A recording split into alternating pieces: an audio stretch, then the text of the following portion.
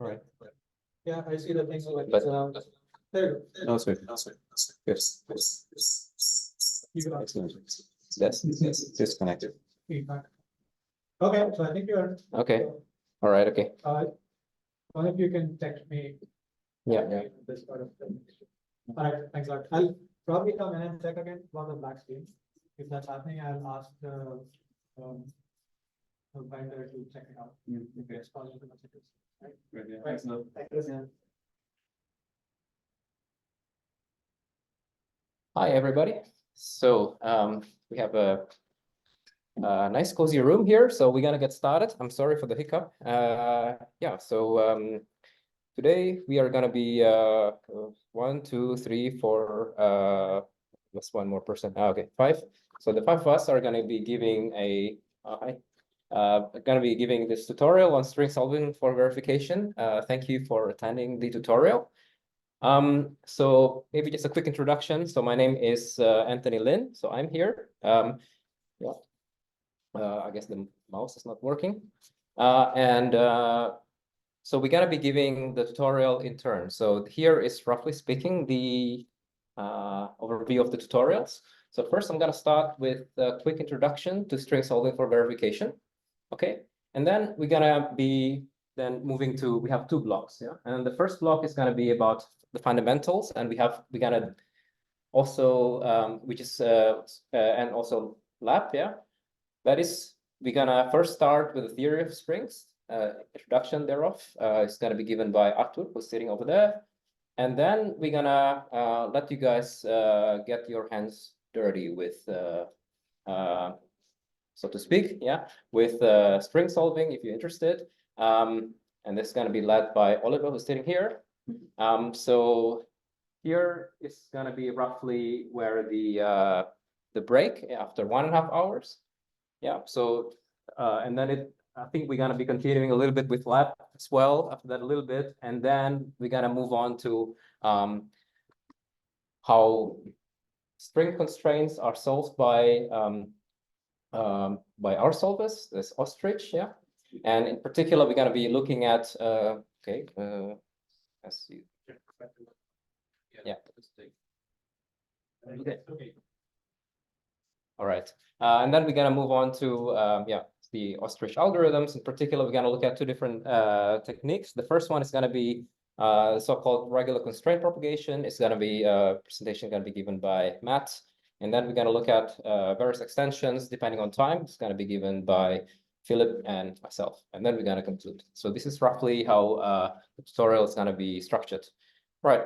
Okay, so far so good. So let's if you have any questions, of course, please stop us anytime. Yeah. Right.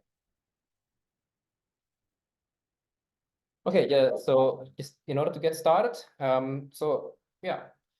So strings are, as we all know, they are pretty fundamental data type in programming languages. And they're also pretty ubiquitous. They're in fact more heavily used nowadays than before, especially popular programming languages like JavaScript, for example, Python, etc. In particular, these languages provide rich string libraries, which allow us to do more with less code. Now, the thing is that strings are also at the same time, even though they are convenient to use, very universal, but they're also pretty tricky to get right if you want to manipulate strings correctly. So here's a little example of what can go wrong if you try to manipulate strings. So if you take, for example, suppose you want to come up with a function that takes the name of a person, let's say, and then you want to okay, I'll just wait until it's okay, and you want to create an HTML element that looks like this here. I hope you guys can read it. Yeah, that displays the name of the person, and then and also then when it's clicked, it also displays the profile of the person. Yeah, so you might as a first attempt, you might write something like this in JavaScript. Yeah. So what you do is that you have some simple string manipulation that creates this HTML element. Yeah. And then you have the whole to that will be filled in by the name of the person. For example, here is my friend Ben. Okay. And then you're gonna insert it in your DOM. Yeah. You can insert it using something like, for example, nav-lm inner HTML. So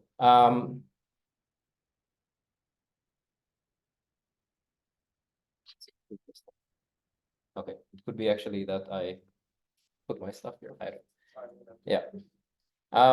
So unfortunately, of course, this can generate actually dangerous HTML elements. For example, it can generate something that looks like this. Yeah. So in addition to this view person, you could also have something else here. I think I should be closer here, right? You could also have something. Oh. So in addition to the what you desire to invoke, which is view person, you can also perhaps also invoke something else like attack script. Yeah. So this is an instance of vulnerability called cross-site scripting, and we of course want to be able to remove or filter out such strings. Yeah. So very quickly, so XSS, yep, short for cross-site scripting. So this is, of course, a very common class of web application vulnerabilities. So, for example, it's been top 10 in OWASP for a long time, and it's, in fact, the most common class of vulnerabilities as well for in Google Vulnerability Reward Program. The kind of stuff that you can do, it can range from something that is pretty benign to something that is pretty malignant. For example, if you're really lonely, you might be able to exploit this vulnerability to get more friends, like Sammy. He had like 10 friends and he wants to have like 1 million friends, right? So it's possible to do. Or if you want to disseminate misinformation, you can say like, okay, get somebody to put, you know, your name, something on their page saying that he's a hero, right? Okay, so this is pretty benign so far, but of course it can be used as well to do other things, you know, like stealing sensitive data as well.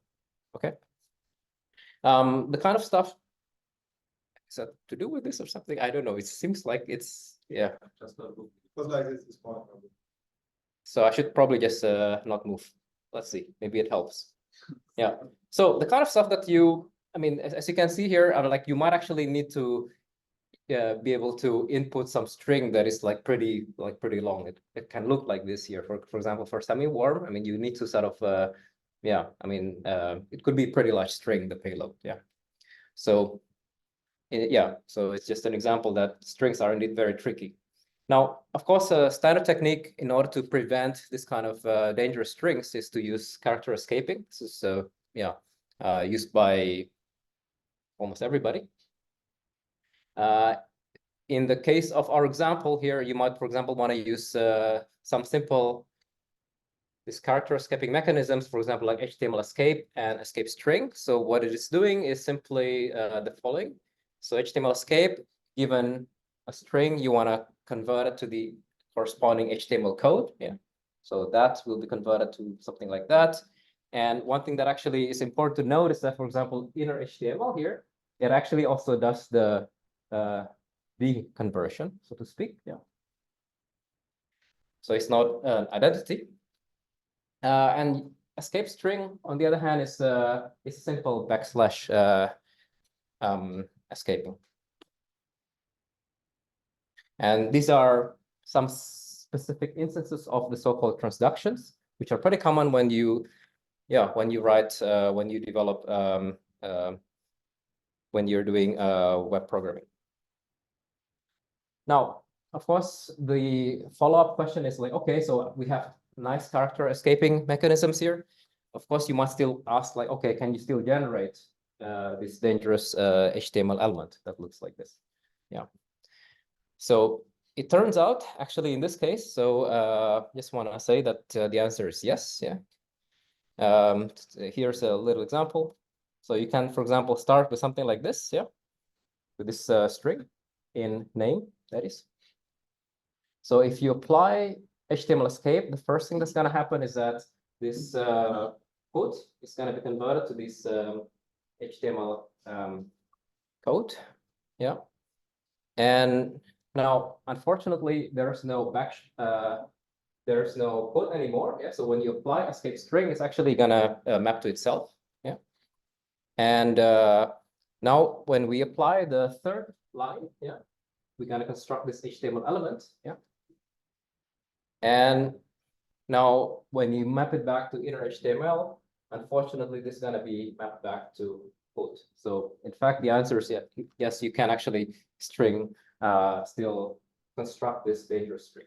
Okay, so this is an example of an application of I would say like wrong application of filtering, and this is there's a name for this in the literature, theory of the literature. They call it mutation XSS somehow, because it involves several kind of mutation of the attack vector, and of course you want to have a method for checking the existence of such strings. So this is what we're interested in. So, okay, I didn't move. Okay, so one such method is this string solving approach that we're going to present in this tutorial. So roughly speaking, this is a deductive verification approach for string programs. And just to give you a quick illustration of what it is, suppose we have this simpler program, string program, and what you want to know is whether or not the assertion will be violated. Yeah. There's a whether the assertion there will be violated. And what you do in a deductive verification approach is simply okay. So first we need a logic that can express string operations and also string conditionals. So what you do in deductive verification, as stated, is in deductive verification is to annotate the programs with the conditionals, yeah, saying like what kind of strings can be constructed at a particular point in the program, yeah. And in order to do this, you need to write this in some kind of logic. So your logic has to be able to express that, and also you need to be able to express the program logic. That is, for example, if you see like a while loop here. Yeah, and then you have this kind of conditional. You need to prove that the step that you're gonna take here inside the body of the loop is gonna preserve the conditional. So it's so to speak, it's an invariant. Okay, so that's an example of the kind of stuff that you need to be able to express in your logic. Now, just a bit more detail. If you see the strings, if you look at a program, of course, this is not just a string with alphabet A, B, C, you know, like a small alphabet. It's actually a pretty large alphabet. So you have to be able to also deal with this kind of large alphabet as well, like Unicode has like millions of characters, for example. And you can see here like a couple of different operations that are that you might need to be able to use or to be able to express. It's like regular expression matching, as you can see there. Concatenation, pretty common as well. And we have also a couple of other things like lengths of strings. And also, for example, in this particular instance, you need to be able to also reason about substrings as well. Yeah, right. Now, so the I'll wait a little bit. Okay. So the goal here is that you want to be able to develop a Unicode theory over strings within the SMT framework. Yeah. And as I mentioned, it's important to be able to handle large alphabet. That's number one. And when we talk about SMT framework, what should spring to one's mind is that we are dealing with mostly quantifier-free theory. This is the benefit of dealing with SMT, yeah, because then you can also leverage the kind of algorithms that are already there, right? Built on top of what's already there. For example, like this DPLL theory as well. I didn't move that much just now, but and in particular, it simplifies your the problem quite a lot, because you don't have to, for example, deal with disjunctions, because it's already like handled automatically by stuff like TPLT. Now, of course, when we talk about a theory, like in any kind of SMT theory, it's important to think about the kind of operations that are there. So how many of you, can I just get a quick, I just want to check how many of you have done a bit of SMT, maybe? Yes? Yes?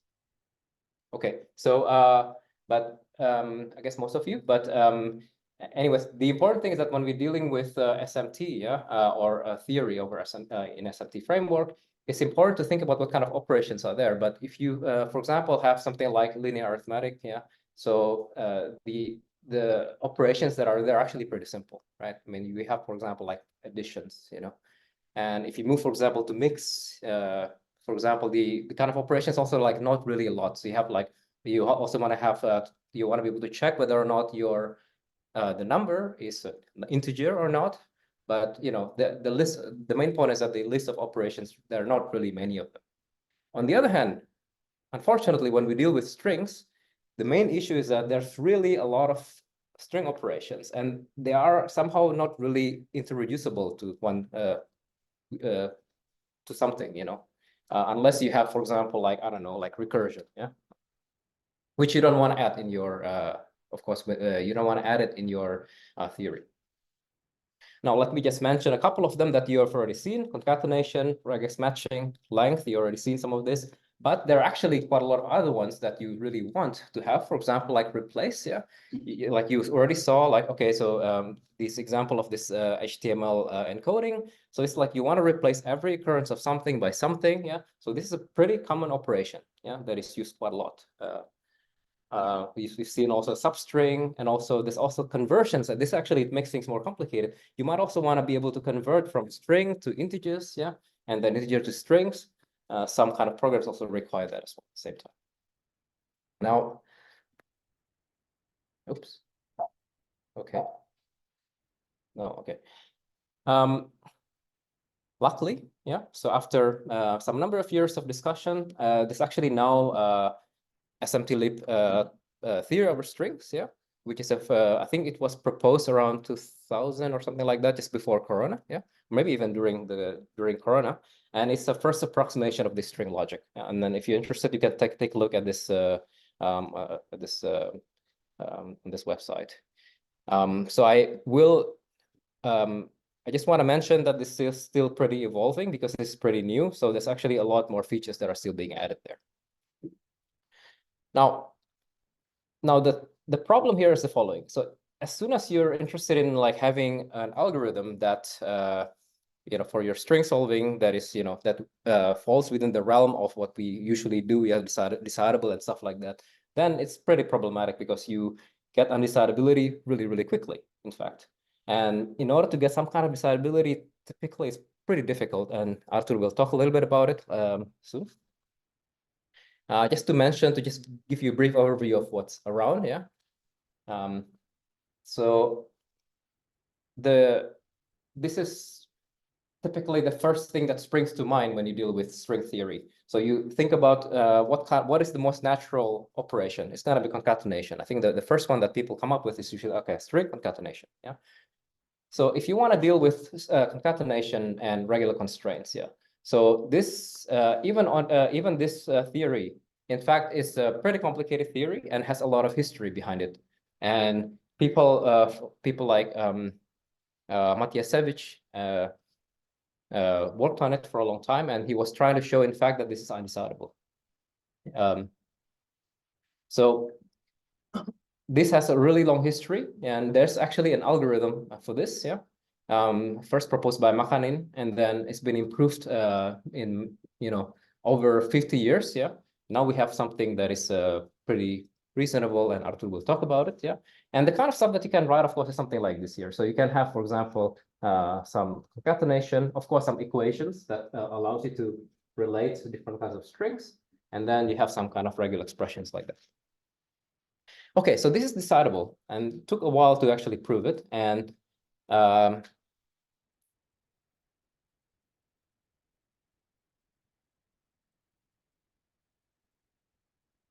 Okay, so now the question is that if you actually want to add anything to this, for example, like something like length, yeah, it's actually been a long-standing open problem whether or not there's a complete algorithm for this.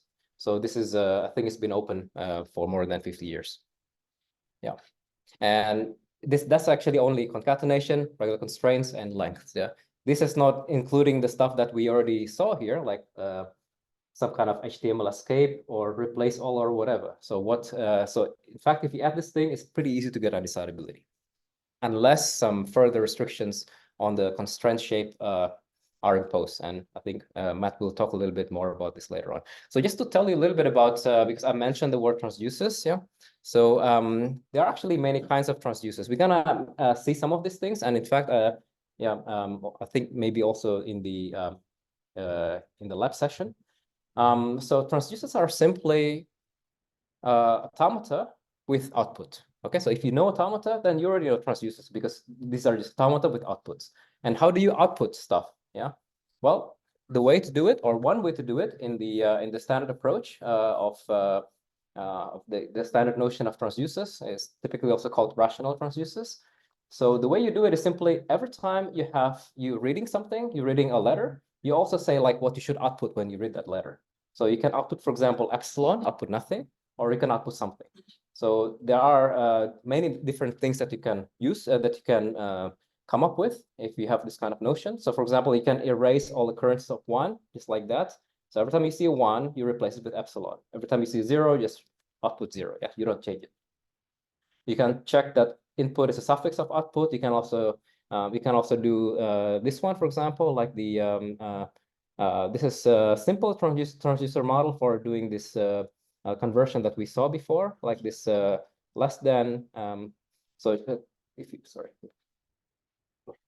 So in order to suppose you want to replace this by the HTML code, so you just have to simply like you have different parts of the automata here or transducers that actually allows you to write different kinds of things. Yeah. Okay. So okay. I think that's nothing to do with this at all. No, I think it just happens periodically. It's non-deterministic. Yeah, it's very non-deterministic. Okay. Sounds like somebody's angry. Like, oh, okay. Don't say anything. Yeah, don't say anything wrong. Yeah. So anyway, so you can see here. So every different part here, for example, the first one just replace less than character with the HTML code, ampersand LT semicolon, and then go back. Yeah. Actually, the other thing I should mention is that there's some kind of hidden transition here. This one you have to replace. So every other character just have to go to itself. Actually, if you encode it explicitly, this is pretty large, right? Because this is probably like 1 million characters. So that's actually 1 million transitions there. Okay, so one point to actually mention as well is that the transducer models were, like common escaping functions actually already there. So some people already came up with this thing, not us. Okay, yeah, let's move on a little bit. So there are quite a lot of solvers that have been developed over the years. I think this is a pretty partial list that I wrote here. I was actually afraid when I wrote this list, somebody would be angry, that we didn't include their solvers.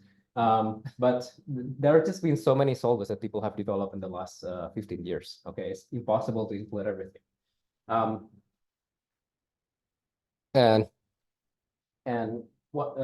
This is, for example, this is the solver that we're going to be presenting in this tutorial. And suffice to say that string solvers in general are far less mature and less scalable compared to other theories, solvers for other theories.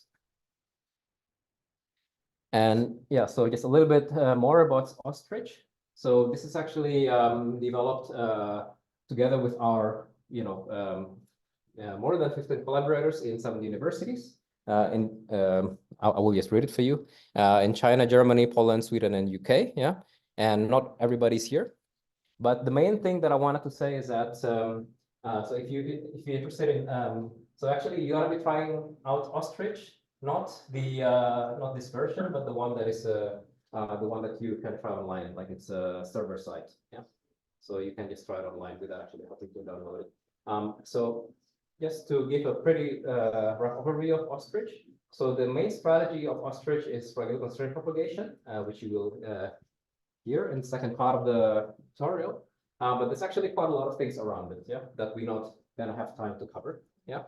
For example, this is something called monadic decomposition. I think we're gonna have like brief mention of that, and there's quite a lot of stuff with park images that we're not gonna touch in the tutorial.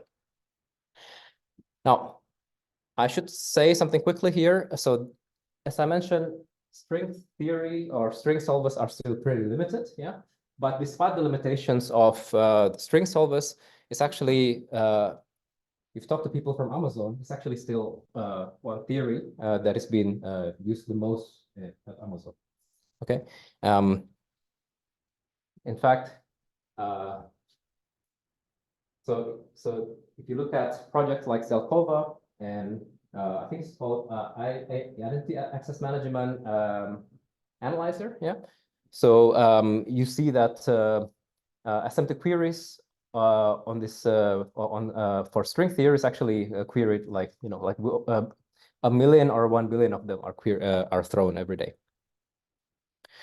Okay, so and this project is about role-based and analyzing role-based access control policies. Yeah, I will not say a lot about it, but the main idea here is that you have different kinds of role-based access control policies. Yeah, and then you want to be able to so different policies sort of these policies permit who can access which resources, or who can access basically by allowing people or by denying people.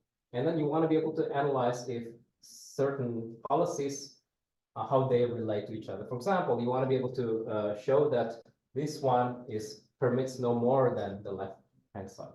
Okay, and if you look at the way they're doing this, they're actually going to reduce this, because one thing that's important to say is that the stuff that you write down in your policies, one basic mechanism or one basic data type is actually strings. You allow, okay, so the kind of people you allow, you allow regular expressions here, yeah? And there's some basic string operations that you can allow. And this is why like the analysis of this actually gets reduced to some kind of string solving at the end. So you can write something like this, yeah, and then at the end you will be able to want to be able to check if this is unsatisfied, for example. Okay, all right. So I'm just gonna wrap up so that I'm not gonna so that Artur can start talking. So I just want to wrap up here. So the aims of the tutorial is pretty simple. So we want to get you up to speed with both the theory and practice of string solving for verification. And there are two components. The first one is the theory component, yeah, which is basically very traditional. We're going to use slides, and we're going to give you some exercises, which you are welcome to solve during or after. And there's also going to be a lab component, and there are going to be some exercises, for example, using ostrich, and you can try it online. And we hope that after the tutorial, so students and experienced researchers in programming languages should be able to also get started using string solvers. And also, if you're interested in research related on string solving verification, you can also get started with that. With that, I am gonna pass it on to Artur, who's gonna start the next block here, theory of strings.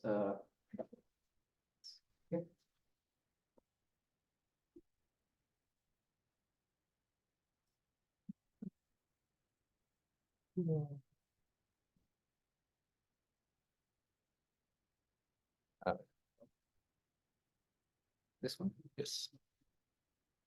Okay, so it's already number one. No, wait. Thank you. Okay, so I'm Artur, and I'll be talking about one of the founding parts of the theory, which is used for string solving, which is known as word equations. And to be more precise, I will tell you what in the word equations, what we know that can be solved and how, what cannot be solved, and what's still open. And those are mostly the basic parts, okay? I'm not going to get into very fine detailed problems which are difficult to explain and difficult to solve. Okay, so from theoretical perspective, when you think that you are trying to do string solving, then this means that you are getting the equations on strings and some other constraints. And those equations on strings are usually called, for historical reasons, they are called string word equations. I would try to call them string equations, but I might slip from time to time. And of course, there are some constraints. And the decidability or the complexity of the problem usually depends on what those constraints are. So if you have the regular constraints, then this is the prime example when this can be done, and this can be done in p-space, which is actually the same computational complexity as when you do not have any constraints at all. If you allow context-free constraints or some letter counting constraints, then this becomes undecidable. And there are also natural classes for which we still do not know, mainly for linear length constraints. We still do not know whether this is decidable or not, and Anthony already said that. And we will be saying that a lot of times. Okay, so I'm talking about equations, but also inequations. So the equation will be just a word equation or string equation is just a sequence. Well, the left-hand side, right-hand side, there's a sequence of letters and variables, and we want to substitute the variables by also strings of sequences of letters. This will get a little more precise in a moment.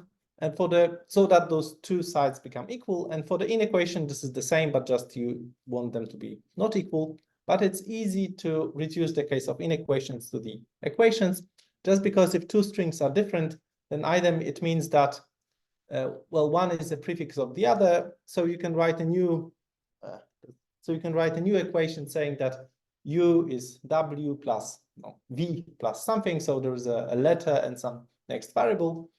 You need to guess this letter or take an alternative over possible letters, but this can be done. Or this is the other way around. So v is actually longer. For the second case, that v is actually longer than its u letter something. Or they are not comparable in the sense that one is not a prefix of the other. So it means that they have some common prefix and then the first difference. So you state it by saying that there is a common prefix, which is a new variable w. And then one has a letter A, the other has a letter B, which are different, and then there's something afterwards. Okay, so there's a non-deterministic reduction. You guess a couple of letters, you guess a couple of, you write some new variables, and you can reduce the inequalities into equations. And in fact, this tells you that you can reduce the whole, at least algorithmically, you can reduce the whole existential theory of word equations into system of word equations. Okay, so you naturally guess if you have an alternative, then you can just guess which equations are satisfied. Equations are satisfied or not. And when you have inequations, reduce them to equations, and then you are just left with conjunctions of equations, which means that this is a system of word equations. And all the algorithms which are for the word equation, I will describe them for just for one equation, but this is the same if you have several ones, then everything works the same, except for some special cases. Okay, so historically speaking, the first algorithm which was considered for the word equations is string equations. It's usually called the Plotkin's algorithm, although there are other names associated with it as well. And many people consider this algorithm. And the main idea is that when you have an equation, I'm not moving. If you push. Okay, if you have an equation, then there are two leading symbols. And what can be is that you can immediately deduce that this is a contradiction because those are different letters, or one of them is a prefix of the other. Okay, like there's an X and an A, and you say that A is a prefix of this variable X, in which case you make appropriate substitution for the variables. Okay, it can also be that your variable is empty, so you make a non-deterministic guess. Well, the other option is that one of those variables is substituted by the epsilon. Okay, so there are some cases depending what is the variable and the letter, but everybody can work it out on a piece of paper. But there is a choice, so this is a non-deterministic choice. Unfortunately, there will be a lot of non-determinism here. And those substitutions of variables by something in a variable, this is also known as Nielsen transform. I had a nice one. Okay, this is also usually sometimes also called Nielsen transform. And so the good thing is that this very simple algorithm is still used in practice because in many simple restricted cases it's actually quite efficient and it works quite well. But you need to know that if you have some restriction, then you can prove something for it. But in general, this might not terminate. If you find a solution, then this is then it's okay. So meaning this algorithm is sound. If the instance is satisfiable, then for some choices of those rules, you will find a solution, although the branching could be large. Unfortunately, if it's not satisfiable, then this is the case in which you have a problem, because there is no external guarantee that this will terminate.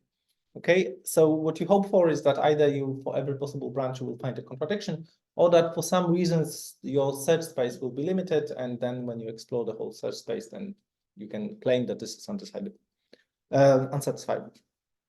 And one of the instances on which it is known to be the search space is bounded is the quadratic equations. Quadratic means that every variable occurs at most twice. Okay, so there are many variables, but each one occurs at most twice.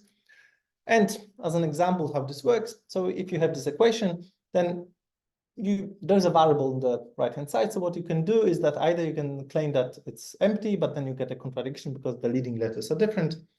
Or, well, a prefixes y, so you make an appropriate substitution, you delete the leading a's, and you get another equation. Again, if you try to eliminate the y by saying that it's empty, then it leads to a contradiction. So the only other option is that y is prefixed by b. And then now you get an equation in which there are two leading variables. So there are two options, either x is longer than y, or y is longer than b. They could be also of the same length. So there are two options for the substitution. Either you claim that x is longer than y, so this is the substitution of y is longer than x, and this is the other substitution. So if there are two variables, then this essentially means that you just delete one of the variables from the prefix. Okay, for both of those equations, there is a variable on one side and the letter on the other. And if you try to substitute this letter to say that the prefix is the variable, then you will get to an equation which was already there, okay, both in one and the other case. So the only option that you need to explore is that what happens if you substitute this leading variable y in this case and x in this case by an epsilon, and you actually get a new equations, which are the same equation, well, with just one variable, but there's an x in the left one and the y in the right one. If you try to eliminate the second variable, then you get a contradiction. And otherwise, you get new equations, which are like in a cycle. So if you use this option of prefix, the rule with that a prefixes the variable and b prefixes this variable, then you will cycle between those two equations. So the only option to get a solution is both in those to try to substitute the variable with an empty string, and then you get a trivially satisfiable equation. Okay, and this actually describes the whole set of solutions of this equation. So every solution can be obtained by navigating this graph. There are some cycles in it, so there's infinite many questions. You have a question? The reduction at the bottom right there looks like it would say BA equals AB after Y gets epsilon.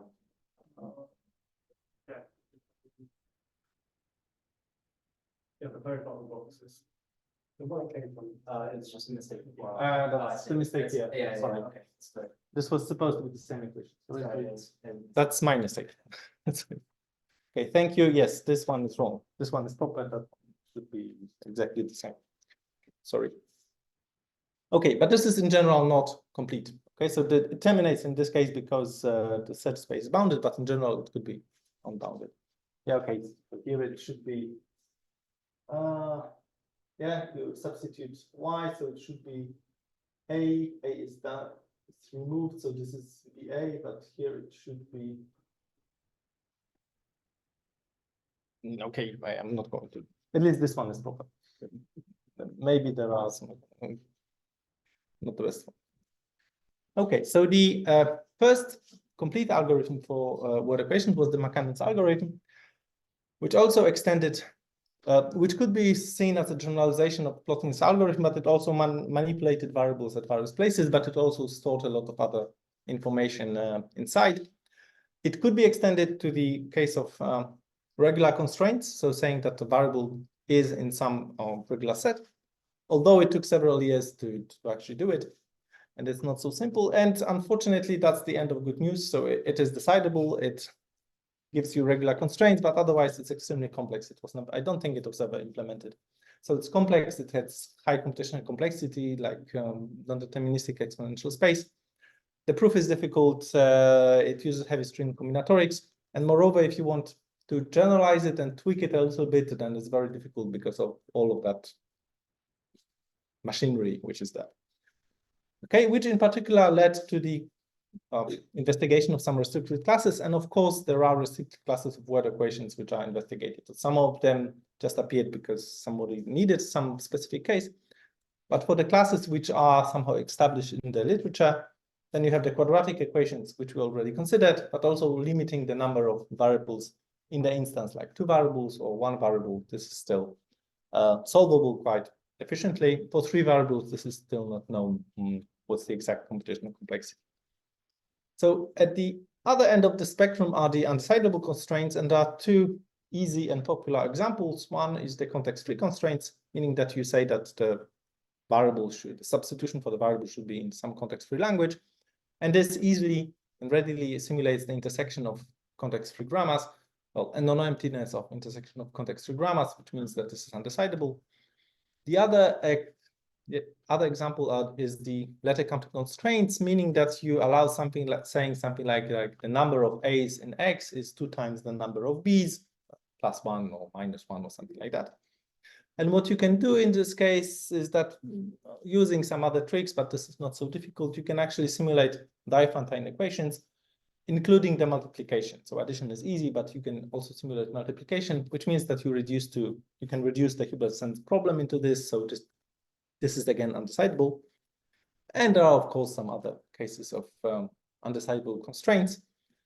But you might notice that both of those reductions are actually quite easy. And this is a reason for, and we are mainly exploiting the constraints. And this is actually something like a meta rule that encoding something inside string equations is quite difficult. So most likely, if you have an undecidable class, then this is because of the constraints. Okay, you will use the string equations, but it's not so easy to use them on their own. For instance, if you look at the length constraints,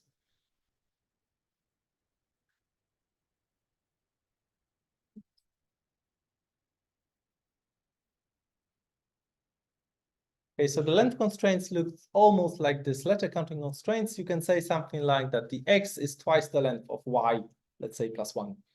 Okay, then it's still, and this is a practical constraint. This is something that you would like to say, like, oh, the length of X is equal to the length of Y. And unfortunately, it's still not known whether this is decidable or not. And this is already from the 90s, this was posed by Vichy. And if you try to think why this is still undecidable, then on one hand, if you look at the algorithms which are available, then they mess up the lengths either very strongly or just slightly, but they mess up those equations. And on the other hand, if you look at the undecidability proofs, then the problem is that they do not translate well to this case. I mean, they use some features which are not available. Okay, so what I've told you, this is like the state of the art of the basics somewhere in the early 70s, well, late 70s. And this was changed dramatically, at least for the algorithms, when different methods for solving equations were used or developed. And the first one was proposed by Plotkin, who showed in the late 90s that the whole problem is in p-space. Well, string equations are in p-space. And his algorithm was much simpler than Makanin's. It had a lower computational complexity. The proof was simpler. It was easier to generalize. It could be generalized to regular constraints. And what I will present in a moment is yours truly variant of a similar approach, again using the compression methods in a different way, which is again simpler than Plotkin's one. And of course, well, everybody claims that what they do is simpler than the previous ones, which is good on its own, but this is also much easier to generalize. Okay, so there are examples of things that couldn't be done for Plotkin's algorithm, but it can be done for the recompression algorithm that I will present in a moment.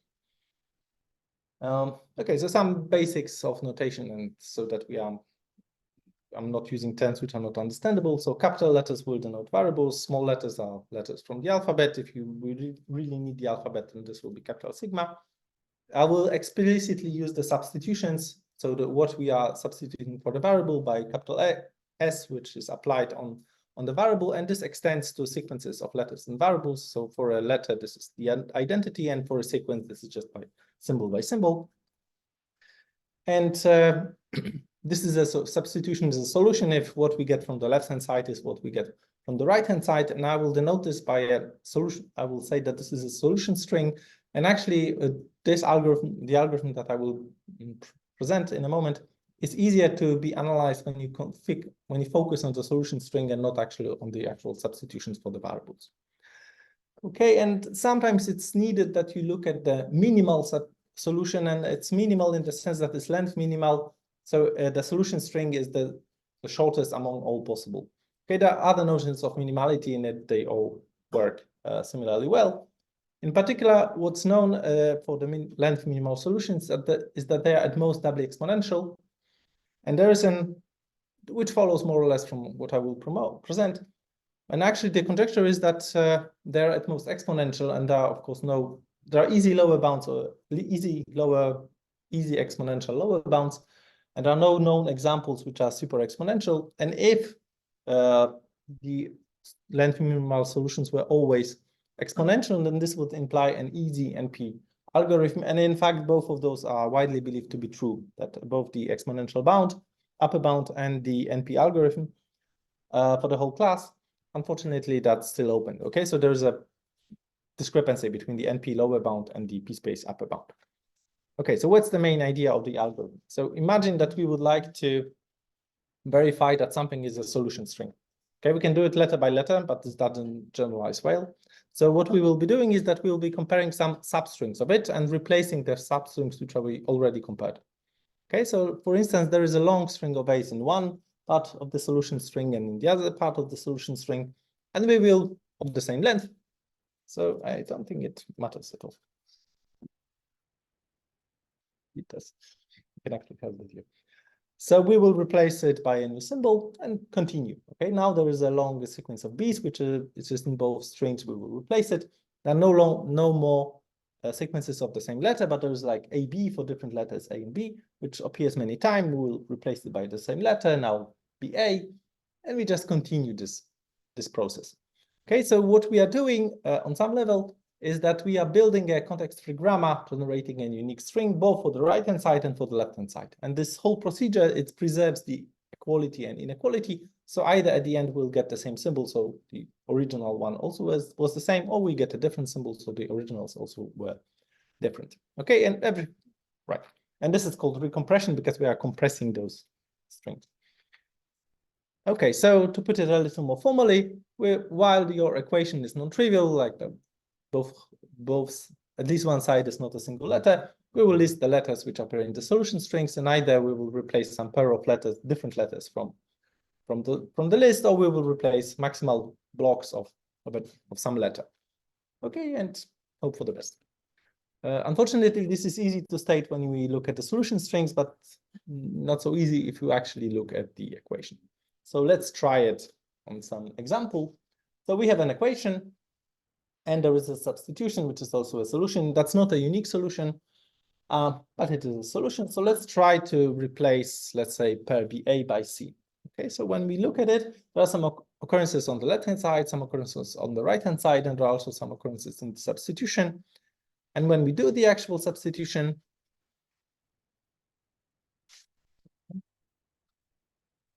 then we again get a new equation, and this new solution is solution of this new instance. Okay, this might require some verification, but it's true. So great.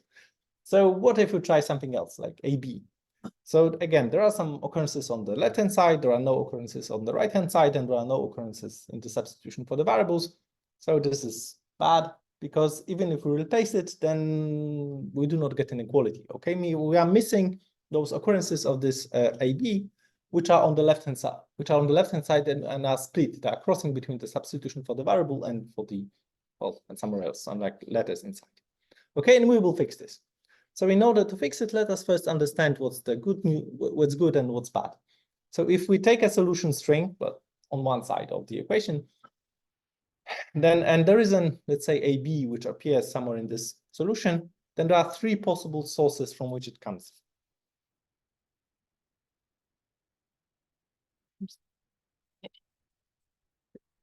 It either can get directly from the equation, in which case I will say that this is an explicit occurrence of this pair, or from substitution for a variable, then it's implicit, or it could be split between the substitution for a variable and something else, and then it's crossing. And this crossing is the bad case, so I will say that AB is crossing if it has at least one such bad crossing occurrence. Okay, on an example, I hope you will not get electrocuted.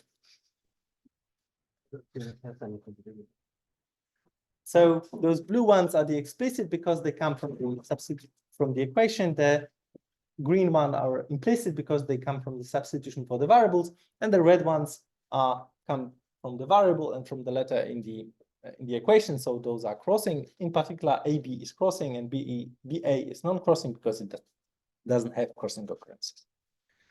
Okay, so this non-crossing one is the simple case. So let's start off thinking how to do the compression if the AB is non-crossing. Okay, we've done it already on the example. So we just take a new letter and we replace everything in the equation, and that's it. That's the whole part of the algorithm.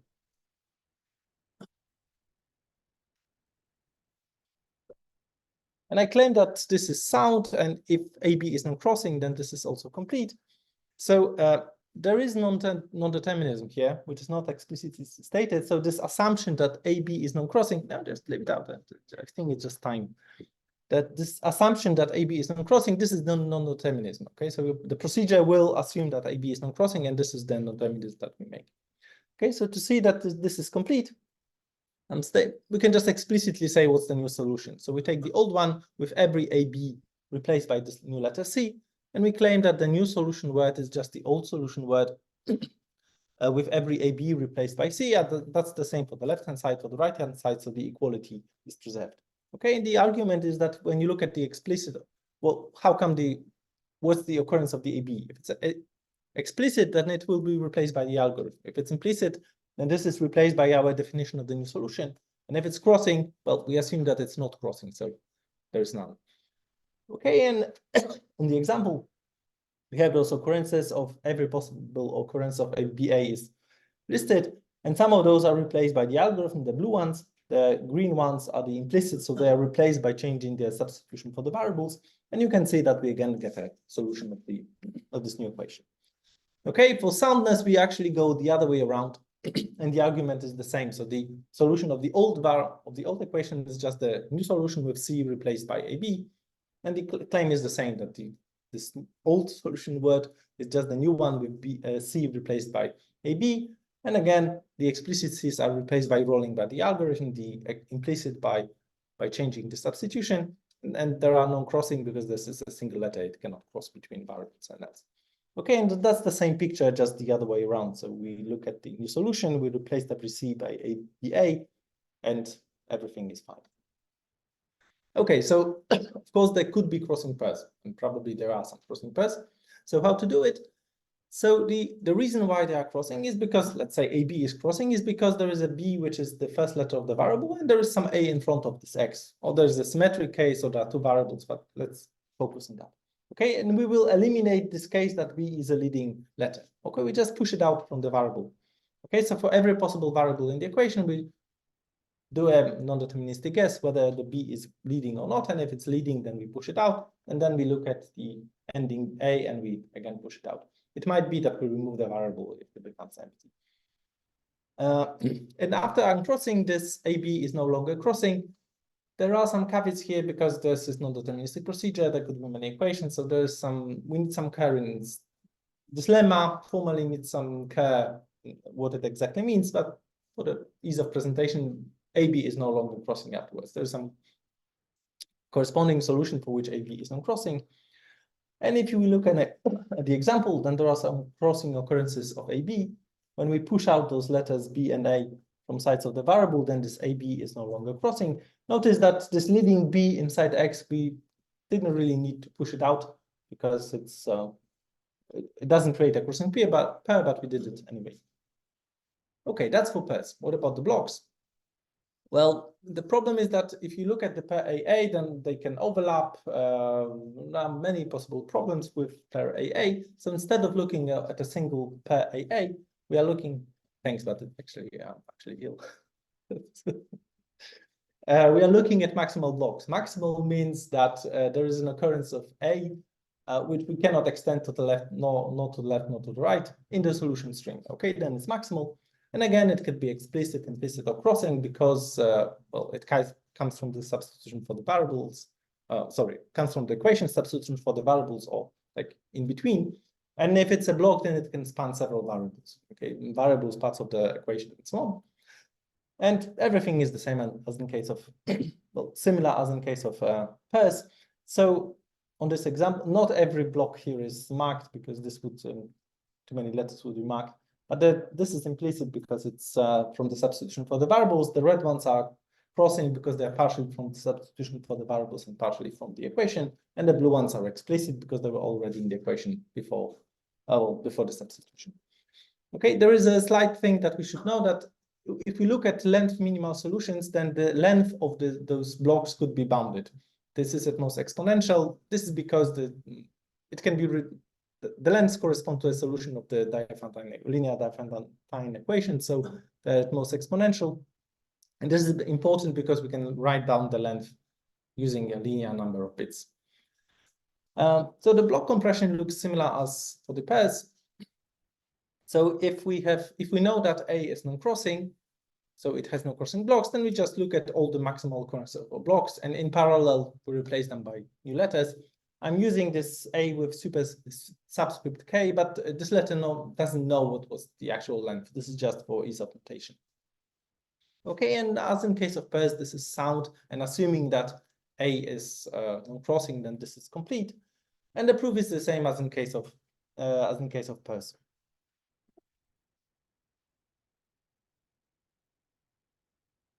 Meaning that when we look at all occurrences, then either they are implicit or explicit, and one of those are replaced by the algorithm, and the other ones are replaced by when we change the substitution. Okay, and therefore soundness is in one direction, the completeness is in the other. So for the crossing blocks, we do similar as in case of pairs. So we want to pop a single letter, but the single letter is not enough because it still could be that there is like a long string of A's in front or at the end. So we will be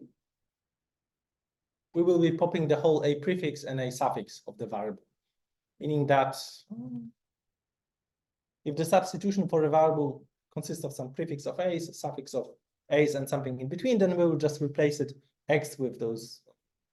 The substitution, we will cut off those prefixes and pop the whole prefix and the suffix into the equation. Okay, so there's this A to L and A to R will be introduced to the equation, and of course this is written in some compressed way, so just as an A and the length. And similar as in case of pairs, this is after performing this operation, the A is no longer crossing because no variable begins or ends with A. So actually here the proof is simpler than in case of pairs. So, and that's the whole algorithm. So whenever, as long as the equation is non-trivial, what we do is we list the letters which are in the solution words.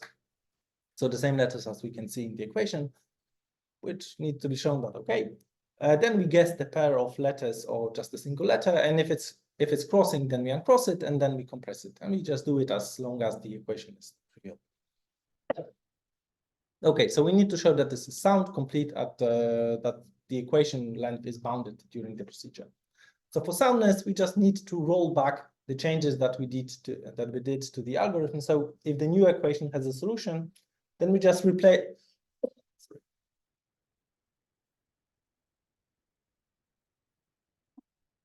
So whatever we replaced, we replace it back. So let's say if we replaced BA by C, then we replace back C by BA in the equation and in the substitution, and we get a solution in the previous part. For completeness, well, this was something that I was trying to tell during the whole presentation. So if we do make the appropriate non-deterministic choices according to the solution, then this new instance will also have a solution. Okay, that's not so easy to give an example, but hopefully this was explained in the meantime.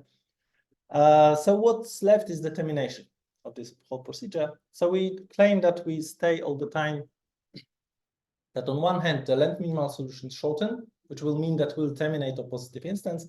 And on the other hand, that the length of the equation is all the time at most quadratic. which will mean that we'll explore the whole search space and then we can reject the the unsatisfiable equations. Okay, so for the shortening, this is easy because all the operations that we described, all those compression operations that we described, they were actually performing this compression on the solution string. Okay, so if we had an equation, there is a solution, we perform the compression, the solution string gets shorter, and there might be even a shorter solution. So it's not even needed that this is a length mean. It's not guaranteed that this is the length minimal solution. There could be an even shorter one, but the new equation has a shorter solution than the previous equation. Okay, so the length minimal solutions will get shorter and shorter. So a strategy is that if there is something which is non-crossing, then we compress it. Other way around. Moreover, if we compress something which is non-crossing, then also the equation gets shorter, right? Because if it's non-crossing, then it means that it has an occurrence somewhere in the equation. So we compress it, so also the equation gets shorter. So the strategy is that if there is something non-crossing, then we compress it. This is a no-brainer. Everything gets shorter, the solution, the equation. And if there are only crossing occurrences, which is possible, then we greedily choose the one which will minimize the equation obtained afterwards. Okay, and so the crucial part is to show that using this simple strategy, we will actually get at most quadratic equations. So there are some small, simple lemata that each time there are at most 2n, n is the length of the input equation. Each time there are at most 2n different crossing pairs and blocks for a fixed solution. And this is because if something is crossing, then it takes either the first or the last letter of the substitution folder.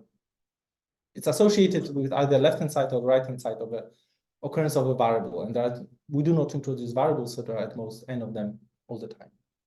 So uncrossing introduces at most 2n letters.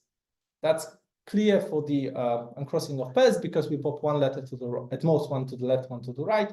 For the blocks, we could introduce long blocks, but they are immediately afterwards compressed into a single symbol. So that also counts as one letter. So this already guarantees us that we can, for appropriate choice, we are below 8n squared.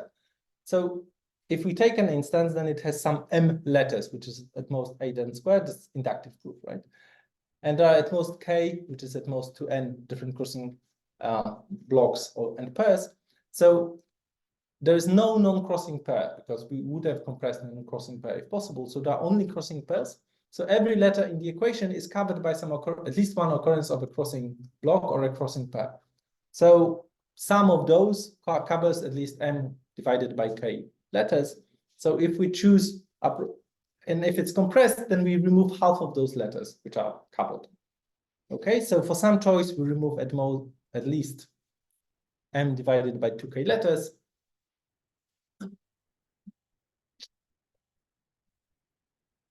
And we introduce at most 2n letters due to the uncrossing. So the bound that we have is that we start with m letters, we removed m divided by 2k, we introduced 2n. So by some basic computation, we put m to the... Okay, the idea is that we introduce a linear fraction of letters and we take out a fraction of 1 over 2mk. That's monotone, increasing both in m and in k, so we can actually substitute the upper bounds for both of those. So this depends only on n. And if you make the calculation, then we again get an upper bound of 8n. Okay, and that's it. I mean, this shows that for appropriate choice, and we do not have any difference between what we choose to compress, then we are still below 8n square letters. Okay, so the remarks are that this is surprising because it doesn't take into the account all the string combinatorics. Okay, it only deals with the form of the equation. This was the same for Plotkin's algorithm, but the Makanin's algorithm, this was based mostly on the string combinatorics. This algorithm is quite robust. So the robustness goes mostly in this place where we choose something. And we could choose several pairs in parallel. We could choose in some specific order. We can generalize it quite well. The downside is that this algorithm is bottom up. So you do not decompose the equation looking at it, but you actually compress it, assuming that you know the full solution. So this is very difficult to implement. And it's heavily non-deterministic because all the time you guess whether something is crossing or not. And it also spoils the length dramatically. You cannot, even after one operation, you have no idea how the lengths of the variables look like. So this is completely incompatible with the length. However, it's quite good with regular constraints. So usually you think that how you would like to write the constraints is by saying that they are, well, the variables is inside some regular constraint. From theoretical point of view, it's better to use transition matrices, meaning that you take an automaton for your, perhaps not deterministic automaton for your regular language, and to each word you assign a matrix, Boolean matrix, which tells you it's indexed by states, and it tells you whether using this word you can go from a fixed state P to a fixed state Q, and then the multiplication of those matrices corresponds to the concatenation of words. And the only thing that the algorithm needs to remember, the constraint is given by specifying what should be the transition matrix for the variable, and your algorithm only needs to keep up what are the transition matrices of the letters and what's the transition matrix for the variable, and this is relatively easy to be kept during the algorithm. Okay, and there are some tasks which will be here till the presenter changes. Don't worry, you can also find the tasks in a bit online. And they're gone.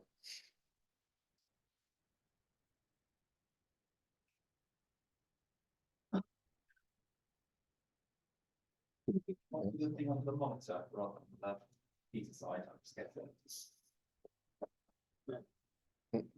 Very- yeah, I think that's That's more of an easier activity. Oh, no. I mean, can try VGA, but Oh. if it has VGA still. Maybe after the break we can switch Yeah, to fine. VGA. Yeah. All right, so yeah, so now the demo part of this tutorial, and yeah, I know, it's empty. And if you know demos, then you know something is bound to go wrong, and we already have a lot of technical problems so far, so I'm only gonna add to that. So but let's see. So first of all, before we jump right into the demo, I need to give you at least a little bit of syntax. So what we are going to do is we're going to write something in SMTLib, and you've seen word equations before. Now I give you the syntax of SMTLib, and if you have just a simple word equation like x concatenated with y is equal to UABV, what we write here is then just we write assert, then the operator equals, and then the arguments. So we have string dot plus plus is the concatenation operator with x and y, and then the same for UABV. You can see here we can just put multiple arguments. It's not a problem at all. So this is going to be one of the things that we are going to use. And the other thing are the regular languages. So if we have a regular language, so just any regular language, X is in some language. The example here is AB star plus C. You're going to see it in a bit. And what we are going to write is we're going to start with the assert again, and then we can just write string in RE. So this is just the membership, so the element symbol here. And we say X is in, and then we start constructing our regular expression. So we have concatenation again, this time RE dot plus plus instead of string. We have the cleany star, RE dot star, and most importantly, we have constructors. So we have here string to RE, AB. So this is just a regular language with just AB. Okay, so much for the basics, right? So now it's your time to get out the phone or your laptop and type the link, whatever you prefer. You don't need to follow along now or do this now, but it's going to be helpful for the exercise afterwards or for the break if you want to try out the tool. So if you open this site, then you should be able to not only see our slides or links to the slides, but also our ostrich string solver. Yeah, I'll give you a few seconds to open it up.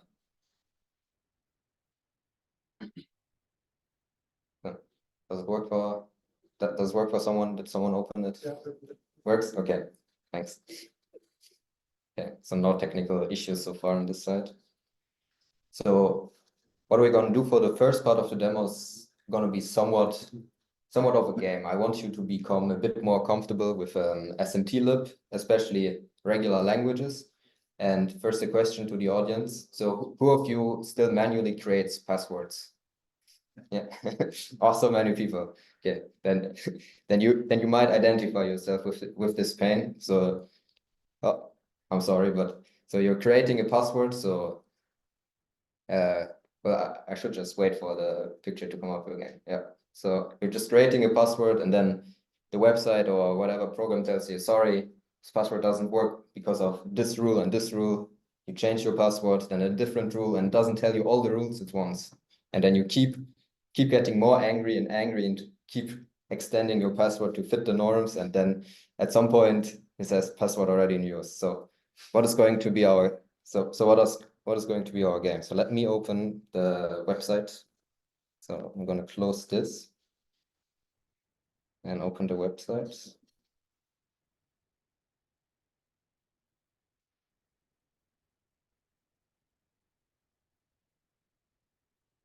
No, that didn't work.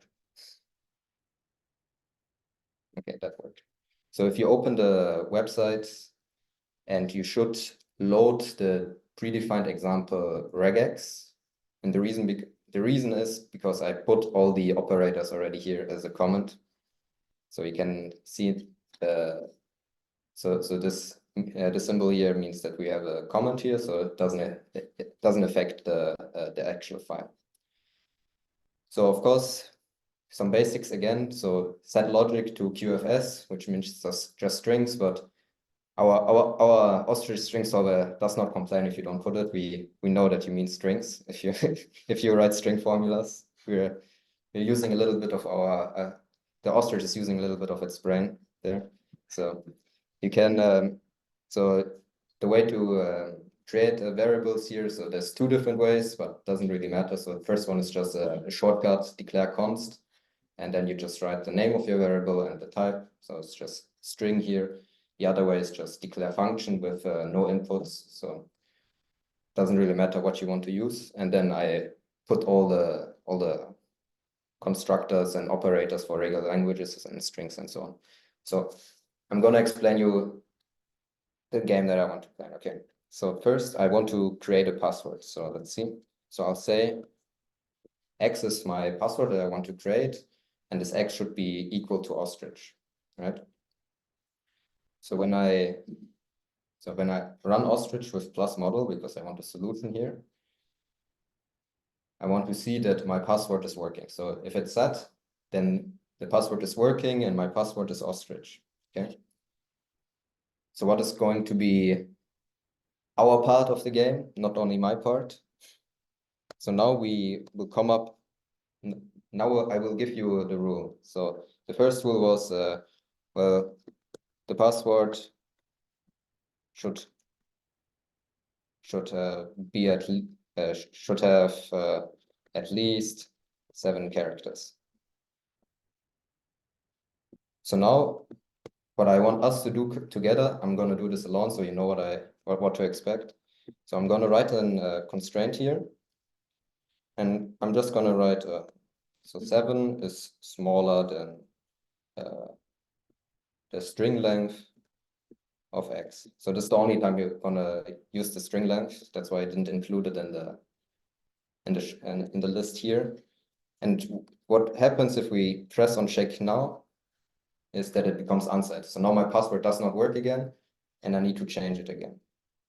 So I'm going to change the password now to running ostrich, and the next rule.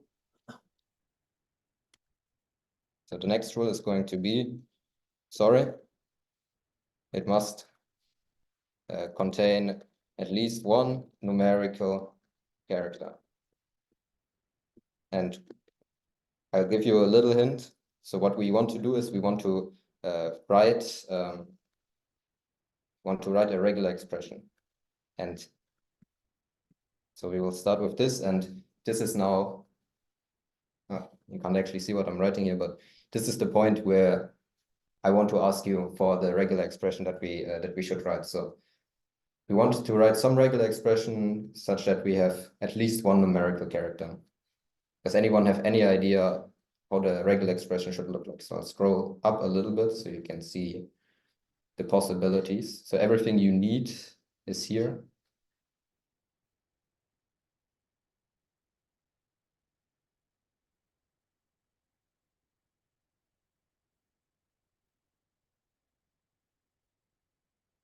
So we can start a little bit easier. So instead of saying at least one numerical character, we can construct a regular expression that has exactly one numerical character. So what does regular expression look like? Anyone has any idea? I guess you want your range thing. Yeah, that's a good idea. So if we do the range thing from 0 to 9, and if you know how Unicode works, then you'll have all the numerical characters. So how do we ensure that we have at least one numerical character? So now we only accept 0 to 9, right? So 3, for example, 4, for example. But if you write any words, then with a number, then it's not accepted. And then you want to concat sigma star before and after it. Yeah, so we do the RE plus. Yeah, for my next magic trick, I'm gonna let the constraint appear. All right, yeah, so we have the concatenation for the regular, it's disappearing quite a lot. So we have the concatenation of the regular expression, and then we have RE range 0 to 9, and then concatenated with another sigma star. Yeah. Yeah.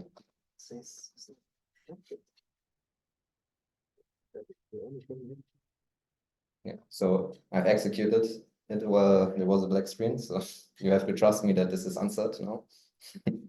And there was no error.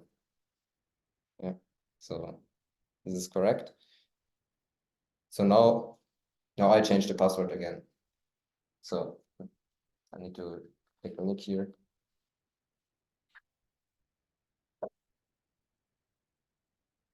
So now I want to change it to one running ostrich. And why can we not use this password? Sorry, this password should not contain any blank spaces. All right. So I'll give you a hint again. So we will again define a regular expression. And maybe a little bit more as a hint, we're going to negate this regular expression. Okay, so anyone has an idea how to construct this regular expression?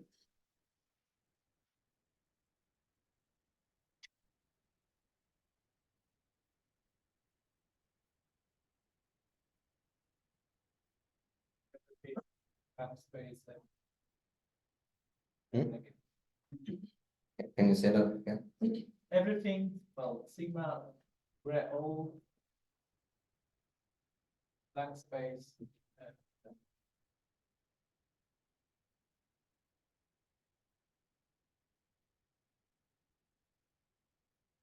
Yeah. So we concatenate again sigma star, a blank space, and sigma star again. And then 1, 2, 3, 4 brackets. Okay, let's see if that worked. Yeah, it worked. So now this password does not work again. Yeah. So now I'm getting angry. So now I'm writing 50 bloody running ostriches. So what was going to be the rule now? So sorry, your password must repeat itself twice. I'll give you a hint for this one as well. This time it's not going to be a regular expression, because if you repeat it twice, then it's not regular anymore. So I'm gonna scroll up here. So what do you think we should do to define this rule? Sorry, your password must repeat itself twice. X equal to Y compared with Y. Yeah, so we define a word equation. So X is equal to the concatenation of y.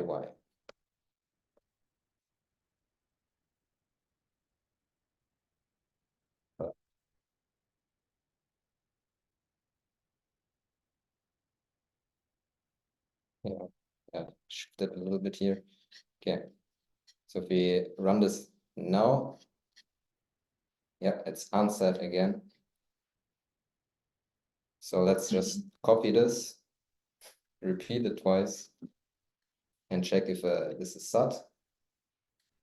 Yeah, it's set, so you can see y is the password from before, and X is the password now. And the last rule was, sorry, this password is already taken. Okay, anyone got an idea how to do this one? Okay, it's going to, the solution going to be a little bit cheesy, so let's just, oops. So let's just define a new variable, right? New variable z. And we can say, well, z should be just the same as this password.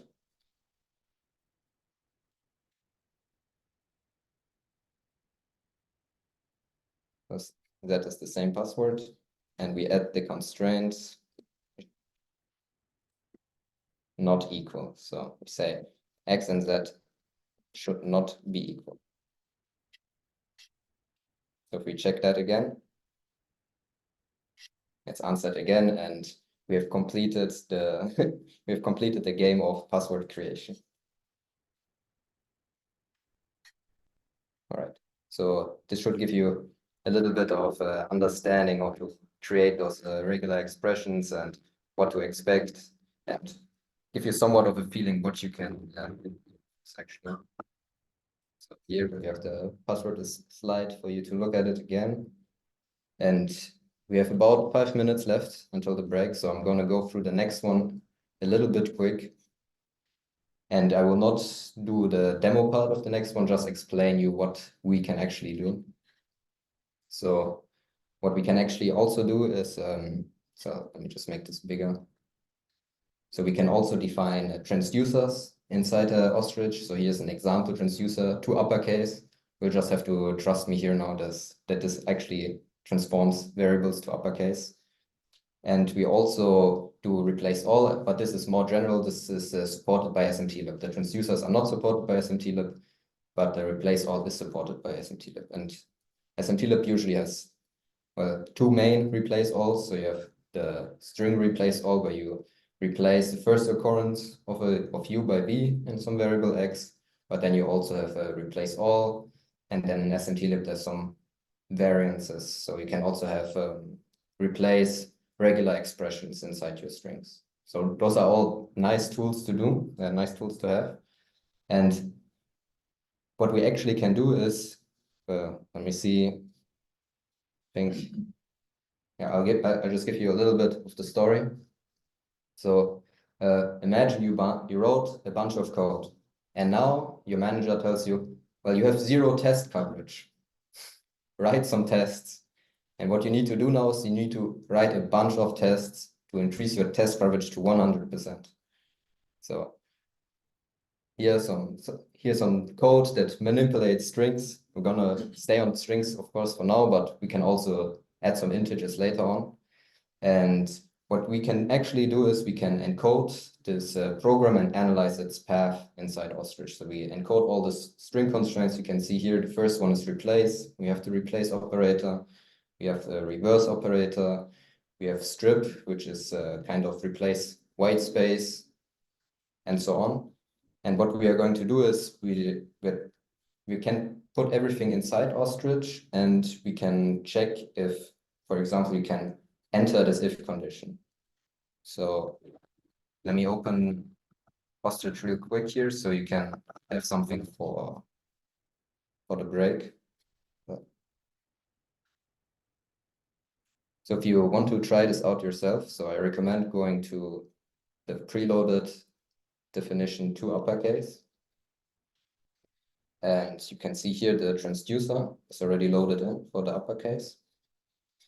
And the way I'll give you the basic ideas. So the way it's going to work is you will start with so you have some variable x, which you are going to treat as your input variable, and then you write down all your operations. So if the first one was replace all of this x, you're gonna say, hey, y is the replace all.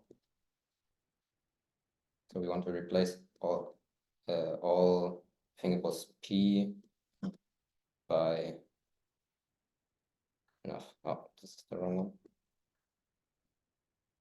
Yeah.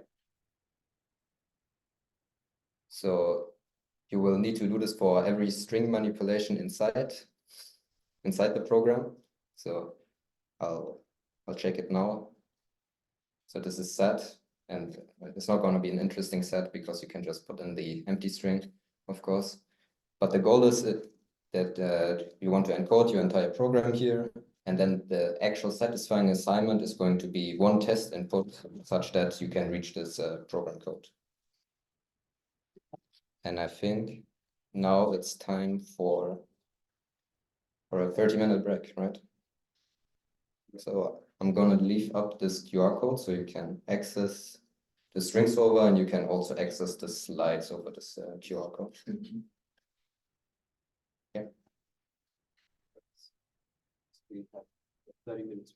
30 minutes break. Are there any questions? If you have any questions? Any questions?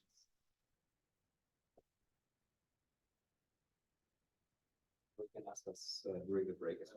So then we will convene for we convene in half an hour. Yes. Is there like coffee? No, it's the same room as before. Okay, it would be good to get some. I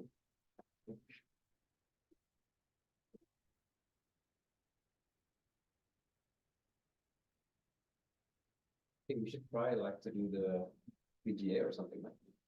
Yeah, is there a cable? So you could also actually switch to different computer. Yeah, I think it's just the computer.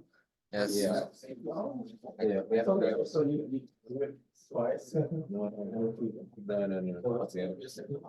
Second half is gonna be how Austrish works. So we're gonna talk about that. We'll talk about yeah, well, we gotta talk about this.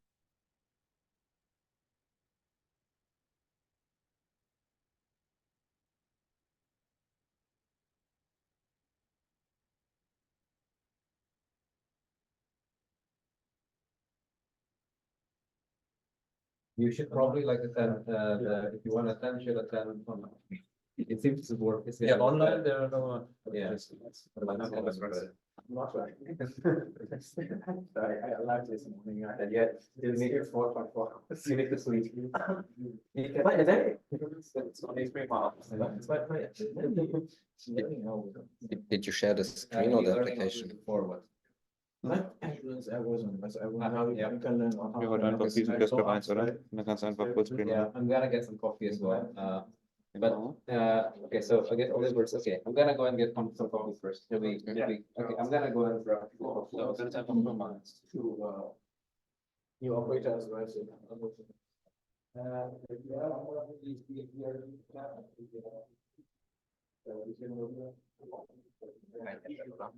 Das Einheit, ja, aber es ist ja eine ganz andere Hardware. Also vielleicht geht schon jetzt.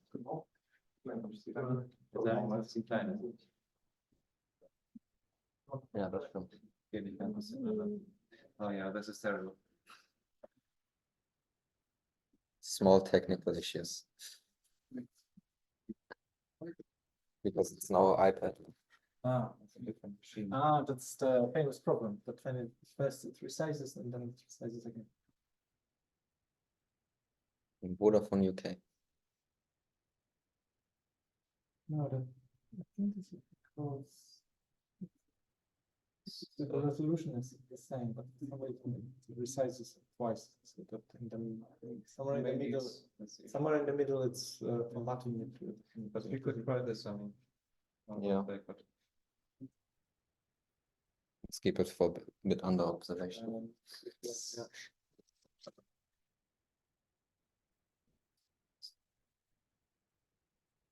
you could also try VGA, so I will have a try. Do they have a VGA cable?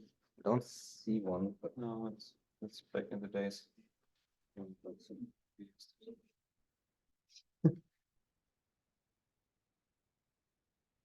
mean, I could write the guy on this. It's the same, yeah, actually, it doesn't help. Should we try VGA? I can send the guy a message. Maybe he can bring. Yeah, it we in. should do this. So it's not the computer actually. It's probably actually this converter. That's the troublemaker. Or we could use we could try a non-Mac computer. Then we need to export everything to PDF. No, actually, we can just share it via Zoom.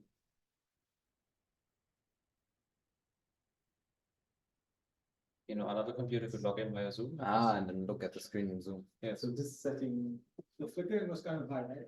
it was quite a. I lost them, yeah, I lost them and we fix it right now. Do you think it would be fixed by using a non-Mac?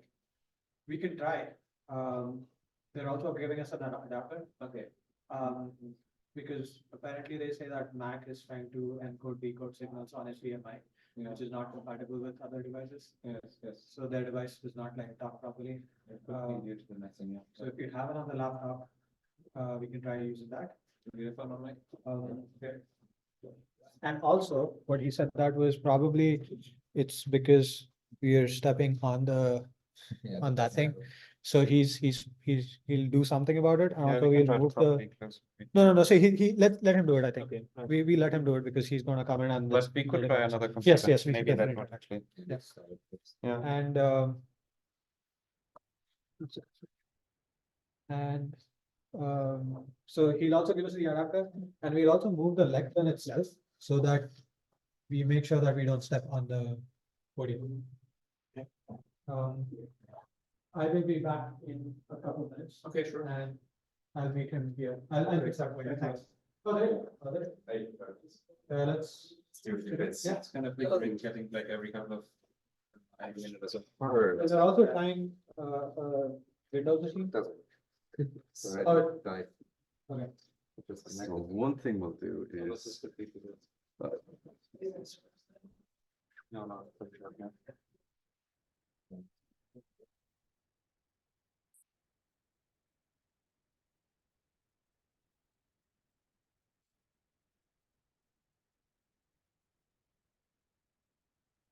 You want some tape? yes, please. Now let's take the lectern and let's Yeah, very move it over to the side. So if you can pull. The lectern? It should be, yeah. So You think that that's would getting be good. the, So we can put it there. Yeah. Okay, we have any slack on those cables? No, the guys. It needs to be tidy. Okay, can you rip up all the tape the whole way along, and then we'll just re-put it down. So just take up these little bits. Cue all the way there.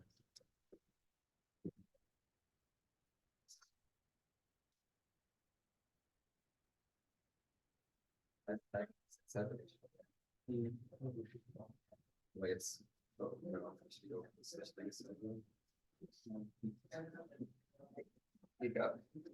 There we go. And if you wouldn't mind just putting a strip down around, but don't, the same way how it goes, right? yeah, don't put it on the wall, just to kind of, Yeah. please. In front of you. Cover the nine. Good gap for anywhere on the walls. You'd be surprised how often we get a. feedback on that.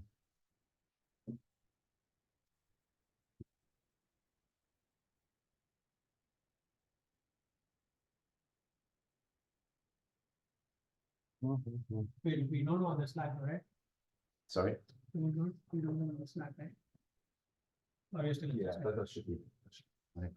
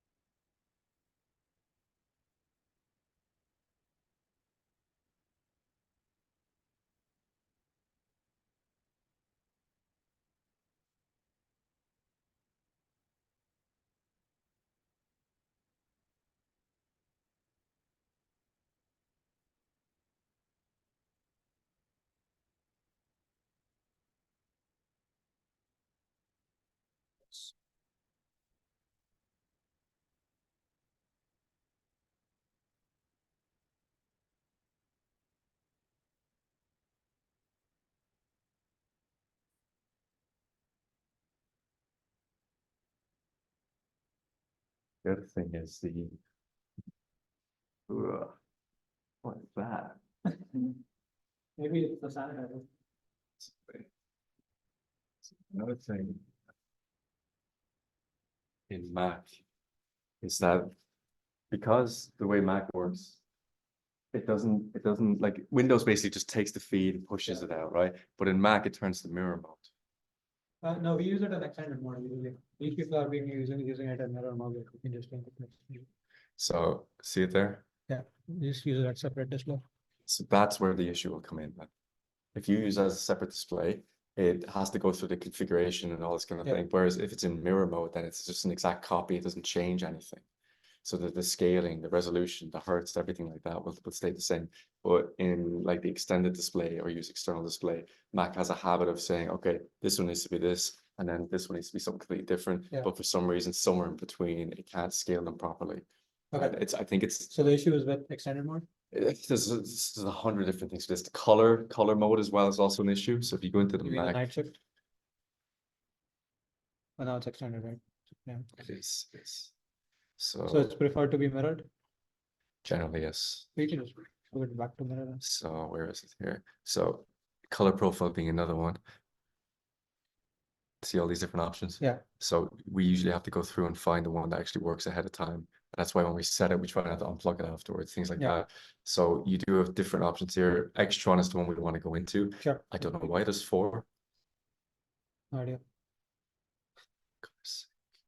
Maybe they're the same copies at the. It's using a different color profile for each one. But now while it's just color, that's what causes most of the issues, because sometimes if it can't just get the basic screen out onto this one, it'll just say, no, I'm not giving you anything at all. Sure. Or sometimes it might come out green or like sepia. So let's set it to like option delete, whichever.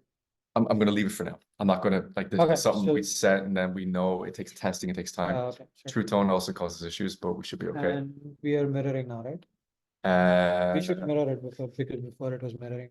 There you go. Yeah. Now, so that should be all we need to do. I suspect it is just people stepping on it. Okay. I mean, we added Slack as well, so we added Slack as well. So Just in case, yeah. And there's the OMARs. They're very good to pick up. They're okay, actually, we got that for that one. yeah, we got that now 2 years ago, Yeah. or a year ago. But you can find them now at Amazon. They're only about, I think they're like £50 now, which is quite good. Okay. They're just basic adapters, but the little chip inside of it does a great job of like stripping things apart again. Okay. Surprisingly, I don't know why.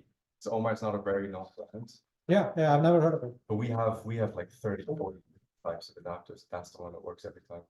Okay. Let's see if this works. Yeah. I mean, worst case, latest submit.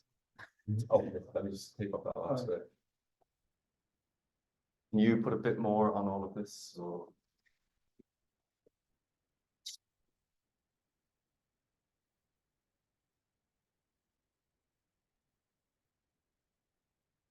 keep it tight as possible the whole way down. And it's just give me one long strip. This is nice, Gav.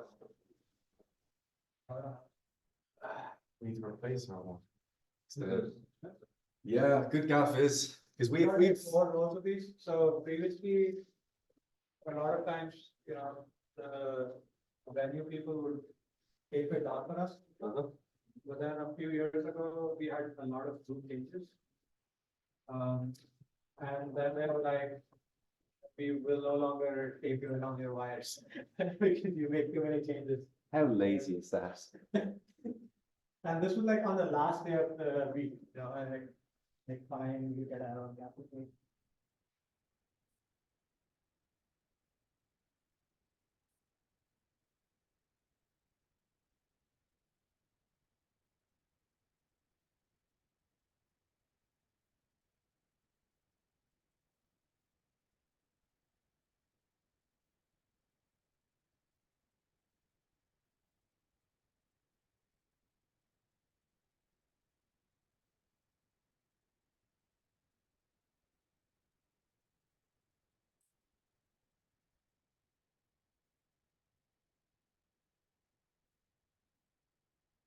Now, there's one last thing I need for you guys to do.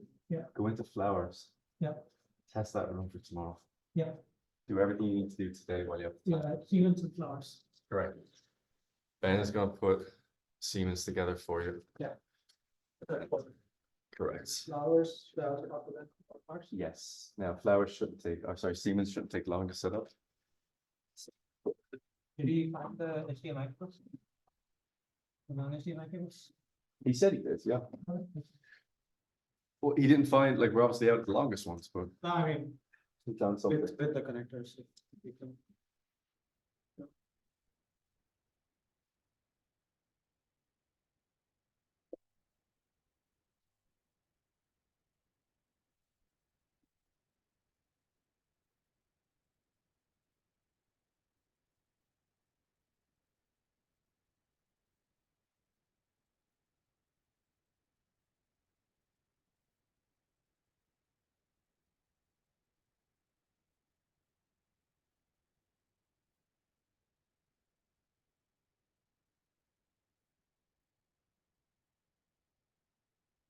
All right,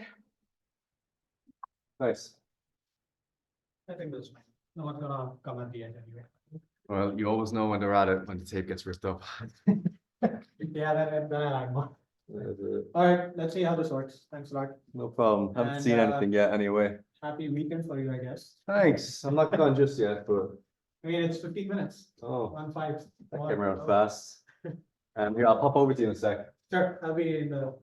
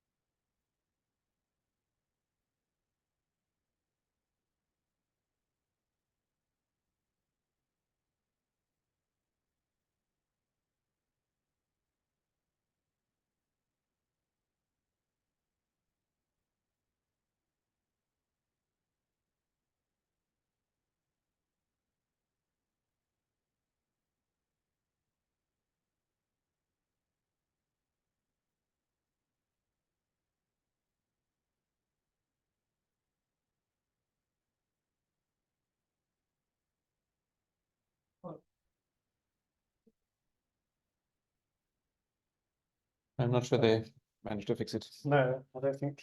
I guess it's just. Yes. It doesn't work. Maybe there's a loose connection at the back of the TV. But yeah, around.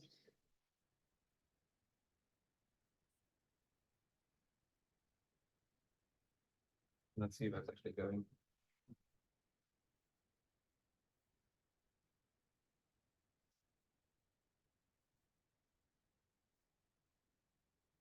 Ask kind of a silly question. Yeah. When they said quantifier free, Yeah. they just meant no universal quantifiers, right? Because everything was implicitly existentially bound. Yes. I see. And I was curious what's about the case where you may have universal quantifiers. I imagine it just becomes undecidable or. Yes, sure, yeah. Well, I mean, depending on what you, It's on like arbitrary quantifiers. Yeah. It's undecidable. yeah, I mean, even if you have. So if there's one alternation, it's undecidable. I see. But I mean, like, as soon as you, if you want to, yeah, I mean, depending on what you want to try to get, I mean, yeah, so it's, some people looked at it, but the kind of, fragments you can get that are decidable are pretty restricted. I say you can't really write anything anyway with, logic. And it's a little weird. Okay. Yeah, I think CPC 5 or Z3 will have a go anyway. Not sure what Ostrich will really, what Ostrich do in that case. Will be just incomplete. I think it shouldn't give you a wrong answer, but it will be very. you can try to do some approximation using Swollen, whatever. It's not bad. Could try at some point. Yeah, okay. Thanks. So I don't think I've tried that with Z3 or CPC 5. I don't know what the success rate would be. I mean, like for theories, for scripts. Yeah. I mean, for like, yeah, but you can do like, for example, arithmetic, right? They'll just combine, use what do you call it again, terms, right? They can do the Nelson, right? It's very incomplete. So I mean, I can tell you something. If you so this is basically like monoids, right? So because like words monoids. But if you add inverse, so you get groups, yeah, then actually first order logic is actually decidable there.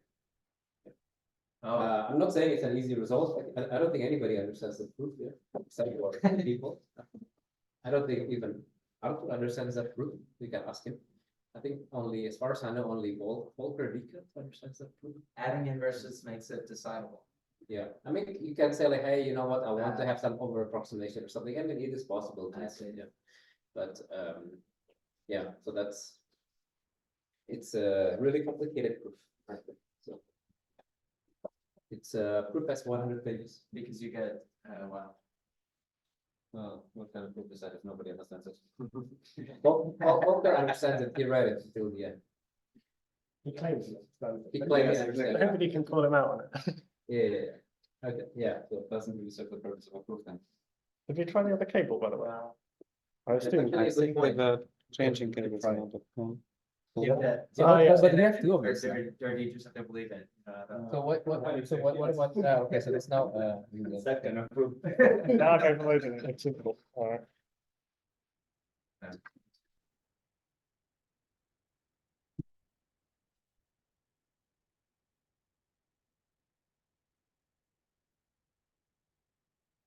And I think universal quantifiers is, yeah, I mean, this is something that would be pretty nice to study, but yeah.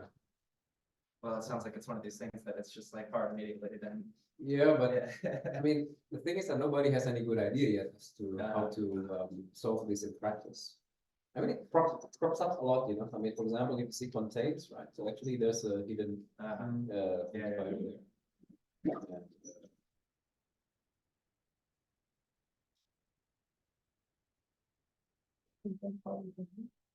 like there exists something, right? So if you say not contains, that's for all.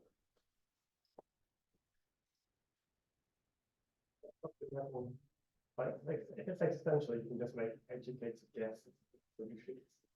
Yeah, but like usually it's exists, but then you have to negate it. So Yeah, no, I was thinking in terms of strategies for trying to. So hack strategies for the universal. I don't know if that's. I mean, you get something like a race. Right? I think as soon as you get some hidden. Yeah. You get some kind of hidden functions. It doesn't work. no. They did some stuff. Apparently nothing to fix. So They moved the. Okay. We don't step on the. But I mean, Yeah. I really want to know what the problem is. Is it really just the this thing, or it So- seems to be pretty random? You know? Yeah, we're not even anywhere near it. Depending on It seems to. We tried also on my Windows computer still. It's not the Mac. But I thought like that guy was to say like something wrong with the Mac. Yeah, but I tried the Windows computer. But I think it's just a cable. There's some contact that is not working. Have you tried lowering the refresh rate? anybody wants to try that. Let's see. Do they basically? Do they also have VGA? Yeah, okay. Yeah, actually, I don't think so. Huh? I didn't see anything. No, there's nothing. They only have HDMI, right? I don't think you get VJ on that. I haven't seen VGA like anywhere for Windows. Oh, there's a VGA in here. Oh, but I don't have the cable. Yeah. So anyone has a VGA kit. Yeah, maybe then. But maybe the building guys have one. Yeah, we should ask. Send a message. 1 minute for him to come. Fix all the The problems. reason I suggest refresh rate is that like the newer HDMI standard allows high resolution and high refresh rate. But if you have an old HDMI cable, then you can only do high res at low refresh rate. Okay, but how do we? I don't know, it's a Mac. Yeah. Yeah, I don't know how to go. Mac wizards are. I bet you can. I think you can, but okay, right. So You were thinking we could try a VGA cable instead of VGA, Yeah. if you have VGA, that might fix it. So, Sure. I don't have a video cable. I mean, for emergency, right? I mean, you have to go back to the dinosaur page. No.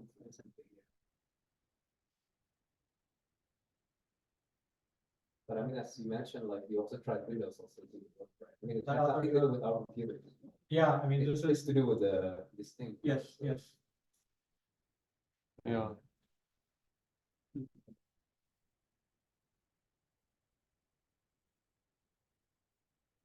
So what does it mean? Like go to 720 or So just changed resolution now.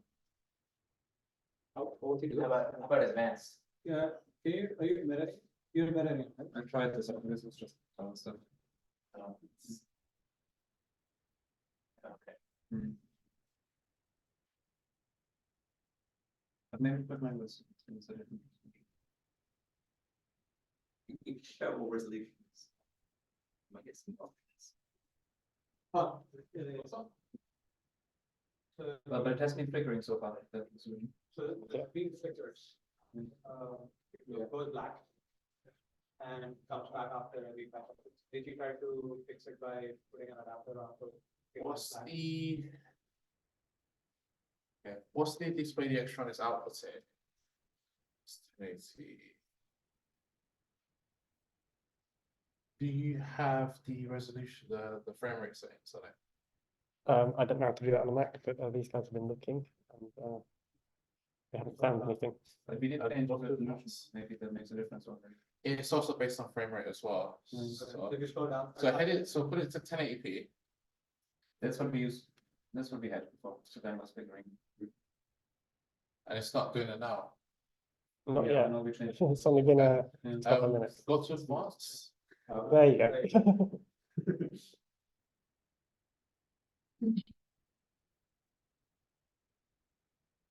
Go to advanced. Yeah, there wasn't much in there. It's exciting.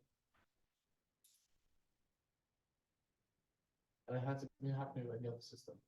No, it's just room to run any. With any other laptops, right? We tried various laptops. Yeah. Even Windows ones? Yeah. Yes. Yeah.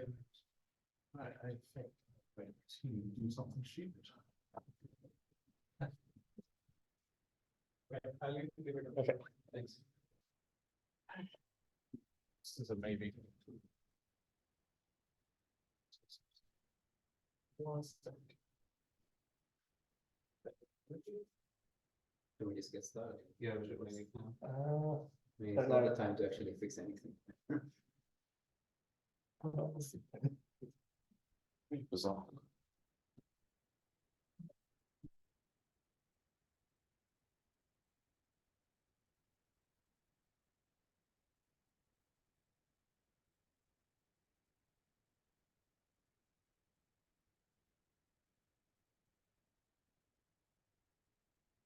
Let me go grab my laptop for a second, because I just want to test something really quickly. It's one if we just sort of muddle through it. Yeah, keep going. And I'll be back in a bit. All right. Okay, everyone, welcome back. So when we've got this, let me start the presentation. Right, okay. You're sharing the wrong screen, you know. I think you have to unshare and share again. On Zoom. So now it's presented. Okay, I didn't touch this, so And you need to say, Yeah.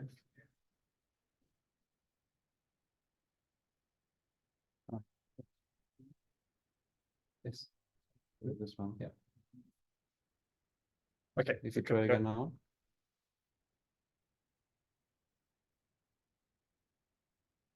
No, it's the same. Okay, just do new share and then share screen one.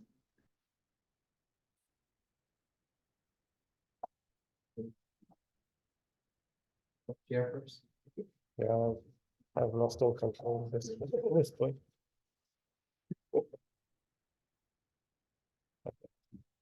Okay.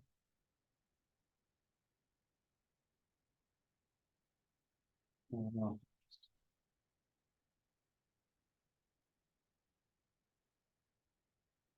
So then try desktop one. I tried desktop two before, but that didn't work. This one.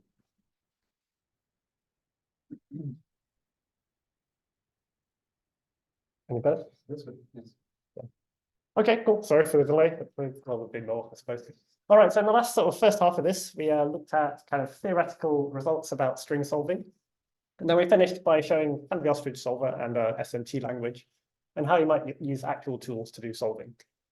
So as Artur mentioned, these theoretical algorithms are highly non-deterministic and maybe not implemented. So the whole point here is to talk a little bit about how the tools we have actually do work on this. So I'm going to start off with an introduction to the kind of basic, one of the main drivers of the algorithm, but there are lots of other tricks that we use, and Philipp will talk about those later. So I'm going to start off by introducing some simplified syntax. So just to get the ideas across, we're not going to talk about the whole of, SMT-lib. I'm going to focus instead on the concatenation constraints because they're simple and lots of the ideas are easy to explain on those, and the regular tests. So X belongs to a regular expression. So we're going to focus on just solving conjunctions of these. So conjunctions of concatenations and regular tests. Throughout the kind of presentation, I'm going to do a little bit, something slightly bit weird with syntax, which is whenever I mean a conjunction, I'm going to write a comma instead. So mainly that's just because I'm going to introduce the kind of approach as a proof system, and they tend to use commas instead of intersections, and it makes it a bit more presentable in some way.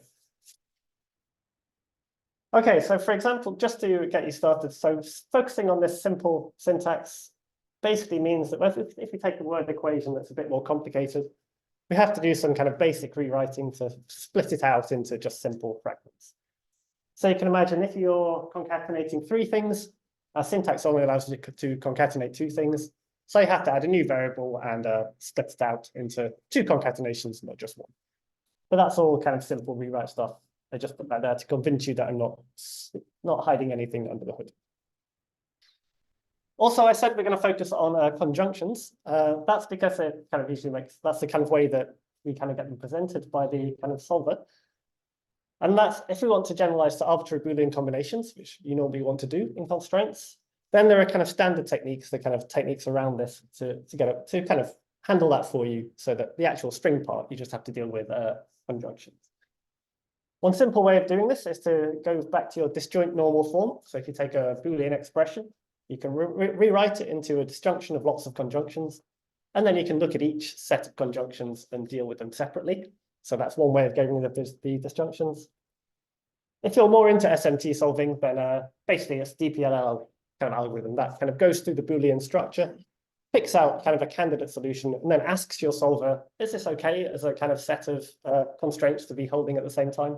And you say yes or no. And then if you say no, it carries on searching. So it can kind of use standard techniques to get back to just dealing with conjunctions of string constraints. So the main kind of driver is we're going to introduce a kind of a proof system for dealing with conjunctions of concatenation and regular tests. So we're going to start with a constraint. And the basic approach is going to be to apply some proof rules, keep applying those proof rules until either we found some kind of contradiction or we found a solution. So really that amounts to a search problem. You start with your constraint, go around just applying these rules, and then you'll hopefully get an answer. So what I usually find in talks which have proof systems is I'm a bit of a concrete thinker. So it usually bugs me a bit that we have all these proof rules, but no particular way of applying them. And that's what I'm going to do here. So to start off with, for the first half, just imagine you're applying these rules as a kind of human being, pen and paper solving. You've got a bag of tricks. You just keep applying them like you do when you're solving GCSE maths. Just keep applying what you know until hopefully you get the answer. Later on in the talk, I'll actually talk about what strategies you might use to apply this as part of an algorithm. Okay, so what are the proof rules going to look like? They're going to look like this. So the way we're going to read these is upwards. So you start off with, this is what you know first, then you apply the rule, and this is what you know afterwards. So I'm introducing the kind of idea behind these using conjunction, and I'm going to use disjunction as well. That's just to illustrate the idea. So one idea might be, if you know that phi and psi is true, then you can apply the proof rule and pull out the fact that phi must be true and psi must be true. So you can split that into 2 separate facts. So that's a simple kind of inference, just pulling information out of the constraint that you had. If you have a disjunction, then your proof system gets a little bit different. So conjunction is easy. You just do one thing and you get an answer. But if you have disjunction, then there are 2 things that could be true at any one time. So if you have phi or psi, it could be that phi is true, or it could be that psi is true. So then our proof system gets some branching in it. So we don't explicitly have the disjunction, but later on you'll see with the string constraints that some disjunction starts to creep in there. So we do need some branching in our proof system. So, monitor for a second, if that's yeah, go for it. So whenever we have any branching, what we have to do is either 2 things can happen. Either one of these branches leads to us finding a solution, a satisfying solution, in which case we're happy. If we find a satisfying solution, we're done. The other situation is that that branch leads to some sort of contradiction. So if you find that that branch is kind of a contradiction, that something is wrong with that branch, then we're not done. We actually have to backtrack and try the other branch. So maybe this branch is bad, but the other one might be good. So we have to explore all branches in order to disprove a constraint. This talk just got more exciting. I'm just doing a quick test to see. I'm just doing a quick test to see how long it stays stable for. Yeah. Because it might be either the splitter or it might be the communication with the extra. So just give it a couple minutes. Okay, cool. So while we're waiting for that, so I mentioned we have these branching. So the example proof rules I showed you were kind of a conjunction, disjunction, just branching or not. The actual proof rules that are of interest to us are constraint propagation. So the strategy we're going to follow is that we have a set of constraints, facts that we know, and we're going to derive new facts, kind of see what happens when we take what we know, put things together, and then we'll derive new things. And hopefully we'll either come to a conclusion positively or negatively.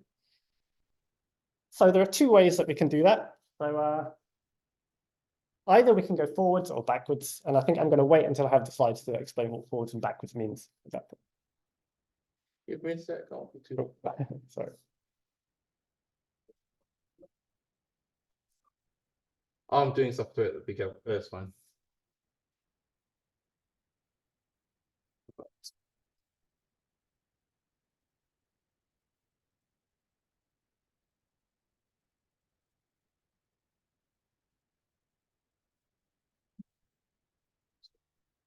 Not that.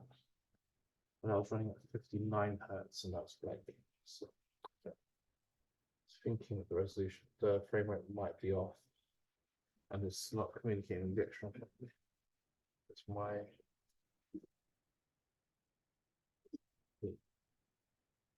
But other than that split second, it hasn't blanked out at all, right? Other than I haven't noticed it. No. since I plugged my laptop in. So other than that specific, did it happen any other time after that? Other than that? No, not yet. Okay, I think I might. The presentations. I'm debating it at this point. Yeah. Right. Do you have your presentation on USB? I don't think so. No. Don't think any of us has it. Unless there's a Zoom, I don't know. So there's a Zoom link, and then probably you can control it from here. Do you have Zoom installed on your computer? No, unfortunately I don't. All I have is Discord. I'm sorry. Let me. Yeah. Right. Should we just go back to this and then? Yeah, that's probably easiest. We've got two HDMI's. I think someone tried a different cable at some point. No, you mean it's to do with the socket or something like that? It's. I have a feeling that it's probably the it could be a number of things, but if it's not happening to my laptop, but I've set my laptop to a very specific resolution and a very specific frame rate, it's probably that. Yeah. Give it a sec. Cool. Okay, so forwards and backwards propagation. Okay, so there are two different ways we might propagate. So forwards is when you take, so suppose you're dealing with a constraint that says x is equal to y concatenated with z, then you can think of this as having inputs y and z and output x. So you're taking inputs y and z, you're putting them together, and you get the result, which is x. So forwards propagation means that we take anything we know about y and z, put them together, and then we get something new that we now know about x. Backwards propagation goes the other way. So if we know something about x, we can use that to derive things about y and z. So for backwards propagation, we're taking something we know about the output, and we're turning it into things that we should know about the inputs. So you can think of concatenation as a string function. So it's a function that takes inputs y and z and produces output x. So everything I'm kind of going to say now can apply really to any function. So concatenation is easy, it's got two arguments, but this could be any sort of string function with x1 to xn as arguments, producing an output. I should actually put some caveats on that. So you'll see as we go through this, I'm going to put some kind of constraints on what f can be or what the results can be of that. Because obviously, just saying any function, we could start throwing in Turing machines and things just to make our lives difficult. But for most string functions, we find that they're actually well behaved in some way I'll define later. Okay, so let's look at forward propagation in more detail. So suppose we know that x is equal to the concatenation of y and z, and we know that y belongs to R1 and z belongs to R2. So by taking what we know about y and z, we can propagate that and figure out that x must belong to R1 concatenate R2. So that's quite a simple transformation. So this allows us to introduce new facts. So it's like sort of another way of thinking that is, in fact, we can derive x must belong to R for any R that happens to be the same as concatenating these two things. But that's just kind of a technical point. Language of 7 words satisfying a regular expression. So as a proof rule, this looks like this. So I'm going to explain things a lot with pictures. So I keep going back to proof rules just to convince you there's like a proper mathematics behind this. So we start off knowing, you know, it's a concatenation, and we derive the new fact that X must belong to Y. And in the general case, if this was just a general function, what we do is we take any regular expression that happens to be what you get from applying F to all these different regular languages. So by applying F to all these different regular languages, what I mean is, what set of words can you get by taking some word from R1, some word from R2, some word from Rn, put them all through F and get word out. So all the words you can derive in that. So if it happens that we can kind of characterize the result of that with some regular expression, then we can apply for this kind of propagation as well. So just like we could do with concat, we can take that regular expression and add it as a new constraint to our system. So we're just kind of pushing through and adding more constraints to our system until we kind of reach a conclusion in some way. So as a proof rule, very much the same, but with F instead of concatenation. All right, so I'm going to do this a bit more visually, which is helpful later. So here is a visual representation of this constraint. So it's a bit of an informal representation, but the idea is I'm going to put a node for each variable. So we've got 5 variables here. And then these arrows here somehow say that you obtain Z1 by doing something to X and Z2. So this bit here is actually focusing on this bit of the constraint where Z is the concatenation of X and Z2. And this bit on the other side is coming from Z2 is a concatenation of Y and C. So if we go through it in this way, we can solve this kind of constraint using forward propagation. So forward propagation starts with what we know about the inputs. So let's just label every node with what we know about them from this expression. So we know that X belongs to A, B, star C, Z belongs to B, dot star, anything. C is the character C and Y is anything. So we can kind of do a forward propagation, means starting at the very end and following these arrows all the way through. So if we know that we get Z2 by concatenating Y and C, we can just take the regular constraint for Y, take the regular constraint for C, put them together, and we get a new one for Z2. We can then focus on the next step of the propagation, which is the next concatenation. And we see that we take what we know about X plus what we've just learned about Z2. We put those two facts together and we obtain that Z1 must belong to this regular expression. So it's whatever we knew about X concatenated with whatever we knew about Z2. So this is kind of, at this point, we've kind of run out of things to propagate. We've gone all the way from the end to the beginning. And we can do a sanity check at this point. So if we go around and say, are all of our variables consistent? So X, we can find a value for X that works. We can find a value for Y, Z, and C that all work. When we look at Z, we discover quickly that we can't have a value for Z1 that both starts with an A, like the first expression requires, and starts with a B, like the second one. So we found a contradiction. So by propagating what we know, we've discovered that this constraint can't be satisfied. Okay, so that's kind of the idea behind forwards propagation. So it's kind of a simple idea. It's kind of quite a natural one. But one natural question you might have is when you do this forwards propagation, do you still need to keep the expression you started with? You've taken the fact that the constraints propagate through. Why have I kept around the fact that X is equal to some concatenation? So here's an example that shows that you can't throw away that concatenation, even though you've learned maybe all you think you can learn from it. So here we know that X is equal to Y concatenated with Y, and Y must be A star, B star. So you might want to say, well, if I just concatenate A star, B star together, A star, B star, A star, B star, then maybe that's all I need to know about X. It just belongs to A star, B star, A star, B star, the concatenation of these two.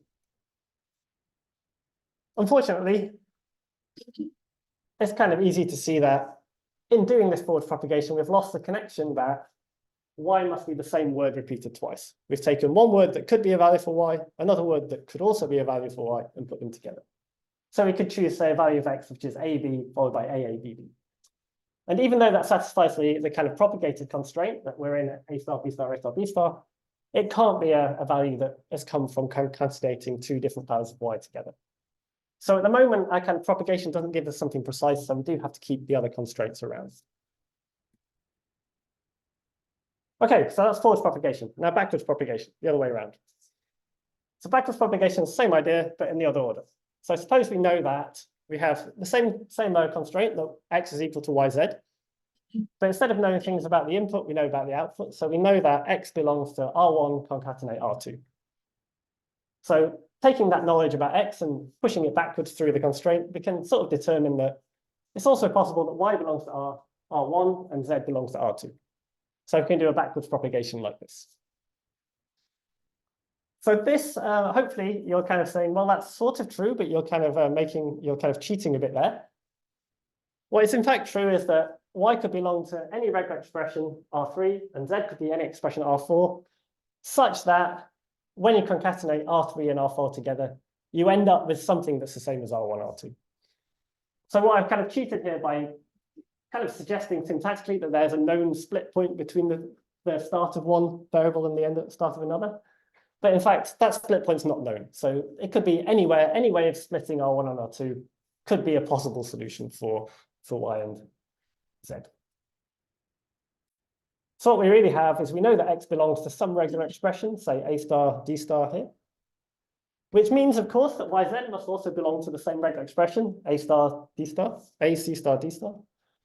But in fact, the number of ways of splitting that regular expression are quite numerous. So we've got sort of 5, I think, on this slide.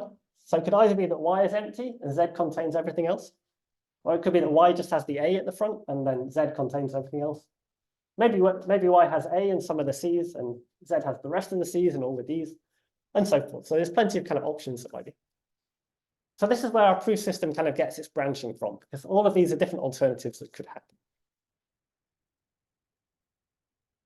So that's the kind of situation for concatenation. I want to kind of pull back a little bit and say, well, what about other string functions? Can we support those as well? So we can think about what the condition we need is on the kind of string functions. So suppose we had that, I'll switch this around now. So z is the concatenation of x and y. So what do we get from doing the backwards propagation? Well, what we discovered is that x and y could take any of these kind of large number of values. So if you look at these, what we're really hoping for, what condition we really need is that the number of possible things we could have is actually just a finite union. So there are only a finite number of possibilities. And each of these lead to regular constraints on x and y. So either we've got these two regular constraints, or these two regular constraints, or these two, or these two, or these two. So as long as we can kind of do this, kind of take what we know about the output variable and put it backwards and get a finite number of alternatives for regular constraints for the others, then we can do backwards propagation.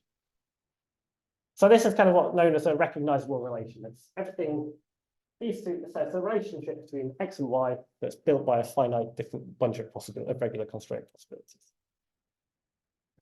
So in general, any string function where going backwards gives you a recognizable relation, a finite number of alternatives is okay.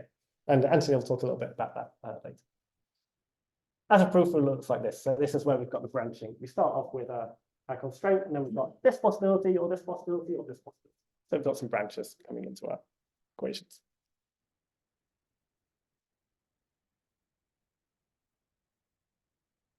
Okay, so I'm going to do a quick example. So here is a constraint. So we've got something that looks like this. So here's the constraint in unreadable. Here's a nice picture of it. So we've got 4 variables. Z must belong to this. We can calculate the 2 to get this. I cheated a bit here and just use x equals w, so you can imagine that as concatenate with the empty word or something like that. So if we want to do backwards propagation with this, just like forwards propagation, where we started here, moved here, for backwards, we're going to start here and then go backwards. So I might start with our constraint phi. So we start here, we look at this concatenation, we take our knowledge about z, and we pick one of the possible alternatives for things that could be true of y and x. So because I'm in the world of a proof system that's entirely non-deterministic, I'm going to choose the right answer. And I'm going to pick that y belongs to, has all the c's, and x has the a's and the b's. So I can propagate backwards, get this alternative. Then I can take what I've just learned about x, so just guess about x, propagate that backwards and learn something about w. And then I'm in a situation where I've kind of done as much backwards propagation as I can do, so I can do a sanity check. And I can determine, in fact, that it is possible to pick values of these variables to satisfy all these regular constraints. So at this point, maybe we're happy with saying, great, I found a solution. It's a reasonable thing to say. But the kind of next step and moving on to the next part of the talk is to say, have I actually found a solution? So I've managed to find no contradictions, but does that mean there's a solution sitting out there? Okay, so in terms of proof rules, that looks like that, just to prove you can do it in proof rules. So propagating facts around is fine, but the question of finding solutions and knowing when you're done is a pertinent question. So the reason it's not quite as easy as you might hope is because you can look at all of these regular constraints, and it's very easy to pick some values and variables that satisfy all of your regular constraints. So here is an example set of solutions. So here we can see X is AB, which satisfies A star B. Y is C, which satisfies Y is in C star. Z is B, which satisfies A star B star C. And W is B, which satisfies W and B. However, if you're kind of shrewd, you realize that this is not actually a solution at all, because we've kind of conveniently forgotten that Z must be the concatenation of Y and X. So if we take Y and X and concatenate, then we get A, B, C, but Z, we just pick B. So just because we can do a propagation and not find any contradictions doesn't mean that we've found a solution. So I will talk a bit later about situations where we can actually determine things more easily. But in order to have a more complete proof system that works in kind of more cases, we actually have to be able to have the ability to test out solutions. So if we get to a situation where we've kind of got some constraints, but we've got nothing else to learn, we can start to say, well, can I pick out some solutions and check whether those solutions are actually correct or not? So this is where we kind of do this sort of deus ex machina of proof systems, and we introduce our cut rule. So a cut rule is a very powerful rule, and it's a rule that you don't really like algorithmically because it allows you just to make some arbitrary guess and run with it. So in particular, we're going to cut the search space into two. We're going to either say X belongs to some regular expression that we just pulled out of thin air, or it doesn't satisfy that regular expression that comes out of thin air. So that's a very powerful thing, and obviously algorithmically, just guessing regular expressions is not the greatest thing to do. But it's very useful for us in this situation because it allows us to kind of try out solutions. So instead of just guessing any arbitrary regular expression, we can pick some possible candidate value of X. And then once we've got that candidate value, we introduce it into our proof system and then play around with it to see if it does lead, in fact, to a correct solution. So we're not just going to pick random regular expressions, we're going to pick candidate solutions to the variables and then propagate the implications of that to see if to try and derive a complete solution to the problem. So as a proof rule, it looks like this. Okay, so before I get into how that works, I want to just say a little bit about closing branches. So we're in a situation where we're kind of creating lots of possibilities and lots of branches. And how do we know when we're done? So the constraints, they can be when we introduce them not being consistent or not, and we're going to have lots of branches to try out. They're going to have to finish at some point. So one way of finishing a branch is if we find an inconsistency. So we found that in the first example, if you find that the propagation leads to some incompatible constraints, then we can terminate that branch and say, well, this is a bad branch, and then go and check out the other ones. And then the other way of closing off a branch is when you actually find a solution. So we've seen that just by propagating to constraints that are consistent doesn't mean that we've necessarily found a solution. So actually, we only actually claim we found a solution when we end up in a very specific situation. And that's where we particularly say that each of the variables does have a particular single value that it could be. So x1 must be w1, x2 must be w2, all the way up to xn must be wn. So that's a very specific situation to end up in. And if you've been kind of paying attention to what we've been doing so far, it's one that we can't end up in because we can only add things so far. So if I'm going to end up in a situation where I've got a pure solution, I must be able to remove some facts that I know that I'm done with. So I'm going to spend a bit of time talking about how to know when we're done with facts and can throw them away. And then we're going to see how we can use that to kind of pull out a final solution. So these are the kind of proof rules there. So both of these proof rules have nothing on top to show that that's the end of the branch. Okay, so how can we eliminate some constraints to end up with a pure solution? So we have two ways that are useful. So one is to eliminate multiple regular constraints. So if we have X belongs to all of these like different things, then we can kind of combine them together, get rid of them in some way, and compress them down to a single constraint. And the other more kind of interesting case is what do we do about these assignments we have when we're... Oh, excellent. Cool. This will be a temporary solution, if you do not mind. Right. Right.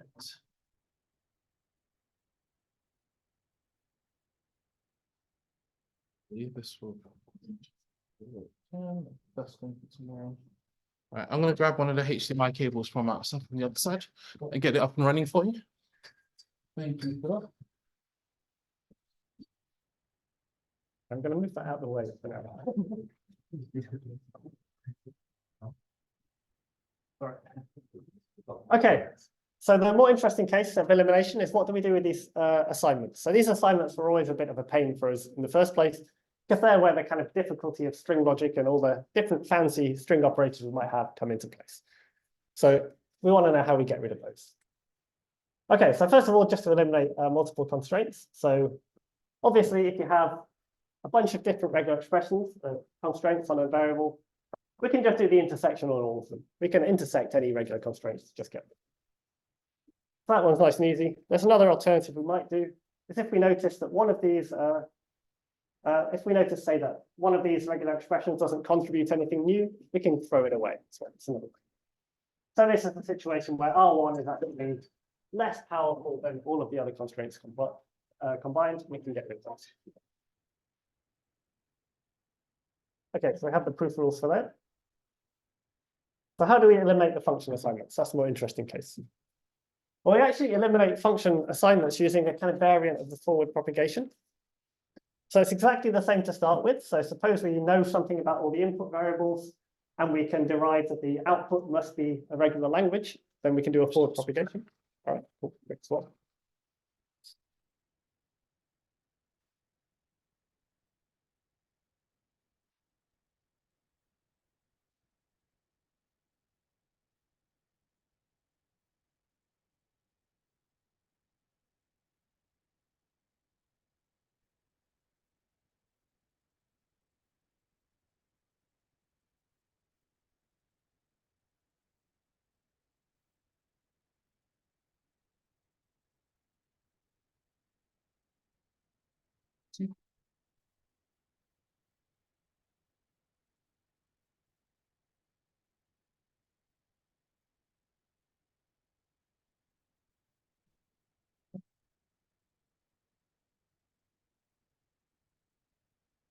Yeah, cool. Excellent. Thank you. So I have to point in another direction now. Okay, so if we're in the, I'm going to stay here for the Zoom.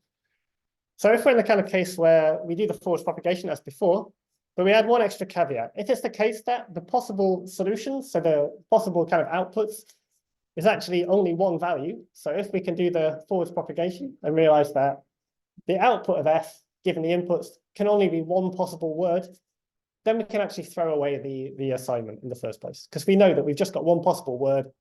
All the problems with remembering facts goes away. We can just throw it away.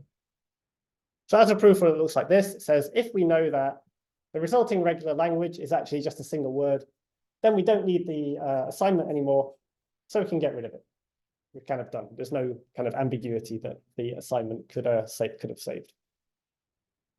So this sounds like a kind of a very lucky guess. So in what situation are you going to end up with a function that takes many possible inputs but only produces one output? Then you'd be very lucky somehow. But in fact, it kind of comes out from the fact that we're allowed to use the cut rule.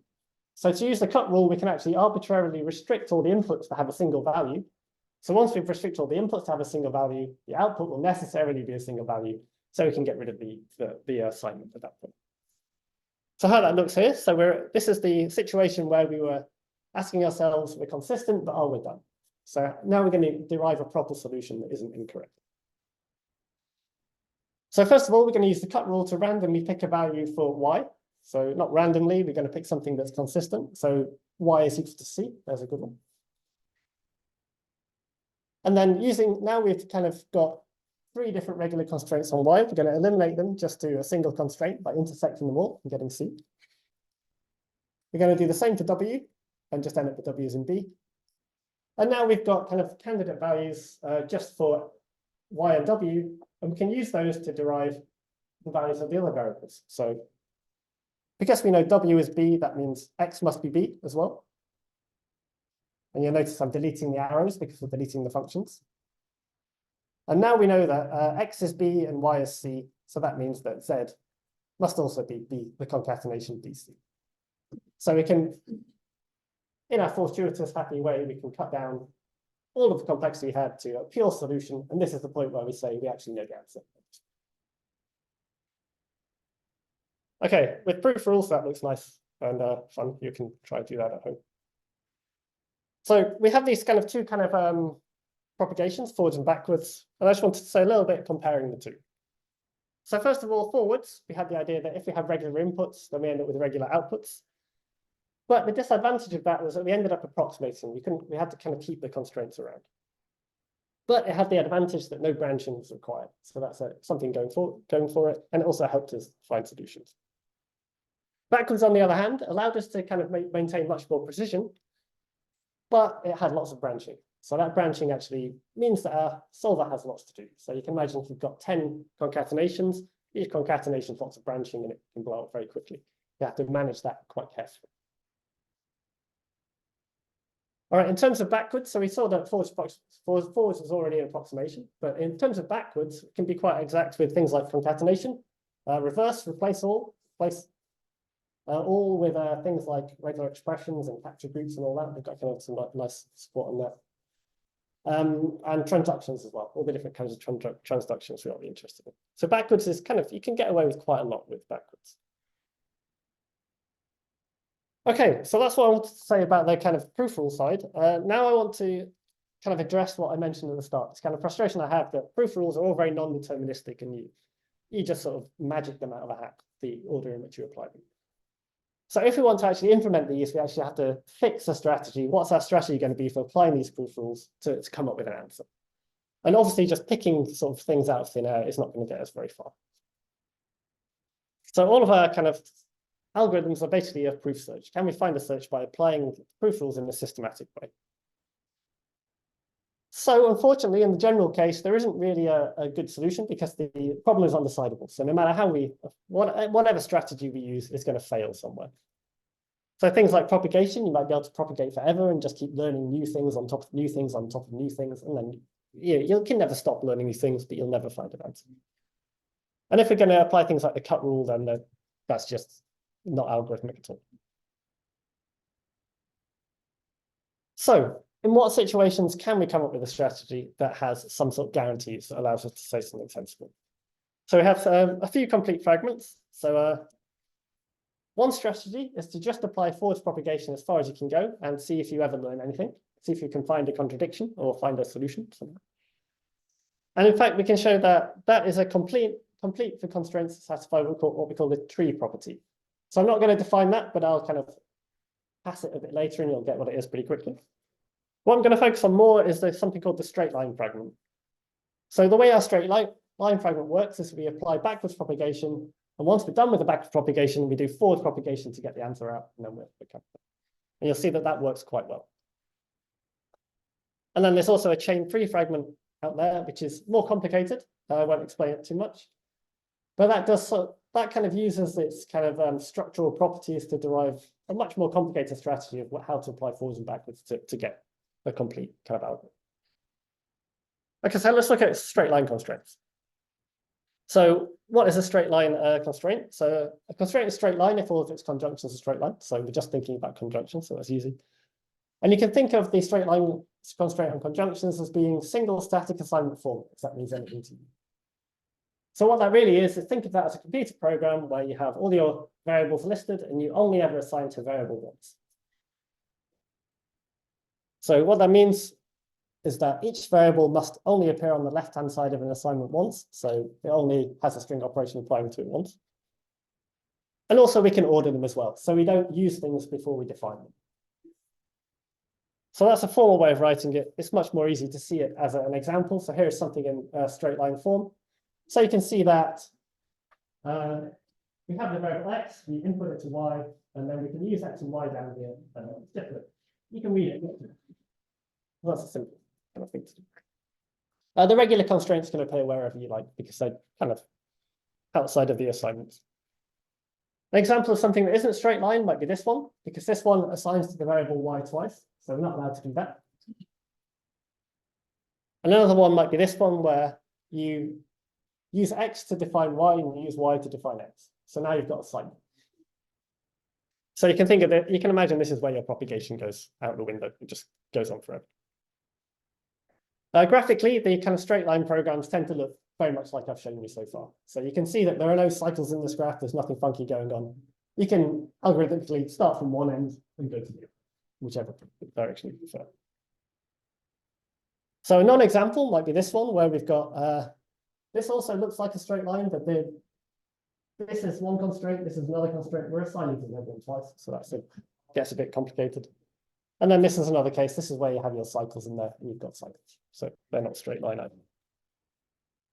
To quickly introduce the tree fragment. So the tree fragment is very much like a straight line, except the graph you end up with, the picture is a tree, whereas you can still be straight line and have something like this, where you have two nodes going. So x is defined in terms of y and y. So this is straight line, but not a tree. Okay, so what's our proof strategy in the straight line case? Well, you've pretty much seen it already. We're going to do one backwards pass, do backwards propagations, bring all of our constraints backwards to learn everything we can. As you can imagine, there are no cycles, so we can actually finish the propagation. And then once we've done that propagation, we're going to be able to do one forwards pass to pull the solution out.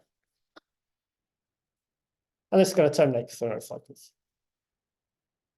Of course, we have to explore all the branches, so it's always worth remembering that. So if we have an example, what our strategy might look like is that you start with your original graph, you take your concatenation, and then because concatenation can have a number of alternatives, you have to try out all the alternatives. So because I'm doing it systematically this time, I might not be so fortunate, and I'll pick, say, one example, and I'll follow those propagations all the way down, and I'll discover that there is some contradiction. So I might follow that branch all the way along and find that there's some contradiction in the regular constraints. So here this branch hasn't been successful. So at this point, I know that that kind of particular option didn't work. So I have to backtrack and try out the other options I could have had. So I now have to go back and then go back to here, pick another possible splitting of x and y and try that one out. If I do the backwards propagation, maybe this one is the one that leads to a consistent set of constraints. So if we go through all these branches and find all contradictions, then we know it's not satisfiable. But if we're in the case where we've got a consistent set of constraints, then fortunately, we have to use the cut rule and things. But it turns out that as long as we kind of start at the back and then propagate forwards, whatever we choose here is going to lead to a proper solution. We're not going to go wrong by picking something as long as it's anything consistent with what we want. So we're using the cut rule, but really we're using it in every situation where we know we're going to get whatever we choose is going to work out. So it's not a magic use of the word rule. So we can pick any value here that matches the constraints on y. And this is the animation from before. So we can pick any value for w that matches the constraints. Once we pick those values, then the rest is kind of predetermined. So I guess we know this is this. If w is b, then x is b, because we just follow the rule of the constraint that we've got. And then because we know y is c and x is b, we just have to concatenate them together to get a value for c. So we know in the straight line case that whatever we pick is going to work out. Okay, so that's the basic idea. That's the kind of basic algorithm for ostrich. It's far from being the truth. So Philipp and Anthony will get a bit more about the other tricks we use. A little bit of experimental evaluation. So if you want to compare different strategies, so one of them is to compare by thinking about when they give you a guaranteed result. But of course, most of the string constraints you get in reality are probably not going to fit nicely into one of those boxes. So what you can always do is take your strategy and try it anyway and see if you get an answer. So we did that. We tried out these different kind of strategies on the QFS benchmarks from SMT comp. And we found that if we just use only back, so one thing I should mention is there are about 7,000 of these benchmarks. actually only about 70 of them turn out to be hard. And what I mean by hard is doing the normal sort of standard pre-processing tricks. You never even have to do any propagation before you find something wrong with the graph, basically. So about 70 that are actually kind of meaty benchmarks. Backwards propagation kind of managed to solve about 50 of them, so it timed out in 20. So our timeout was 30 seconds. Forward propagation on its own was a bit less successful, as you might imagine, because it's a bit less precise. And then doing a kind of forwards pass and then a backwards pass. So learning as much as you can by going forward and then pulling that back to kind of enhancing the algorithm I showed you by learning a bit more to do forwards and then taking it backwards. Same as a couple more benchmarks. So that's a kind of picture of how well these kind of propagation algorithms work on their own. The actual ostrich, as I mentioned, uses more of a portfolio approach. There's more going on there, and you'll find out later. Okay, so that's everything I was going to say. So we have backwards forwards propagation, solution extraction with this cut rule that's a bit funky, but not in the guaranteed cases. We support a bunch of string functions, and we have completeness of various fragments that treat properties straight line and chain. Okay, so at this point, I'm going to hand on to Philip. Or Anthony, sorry. Anybody has questions?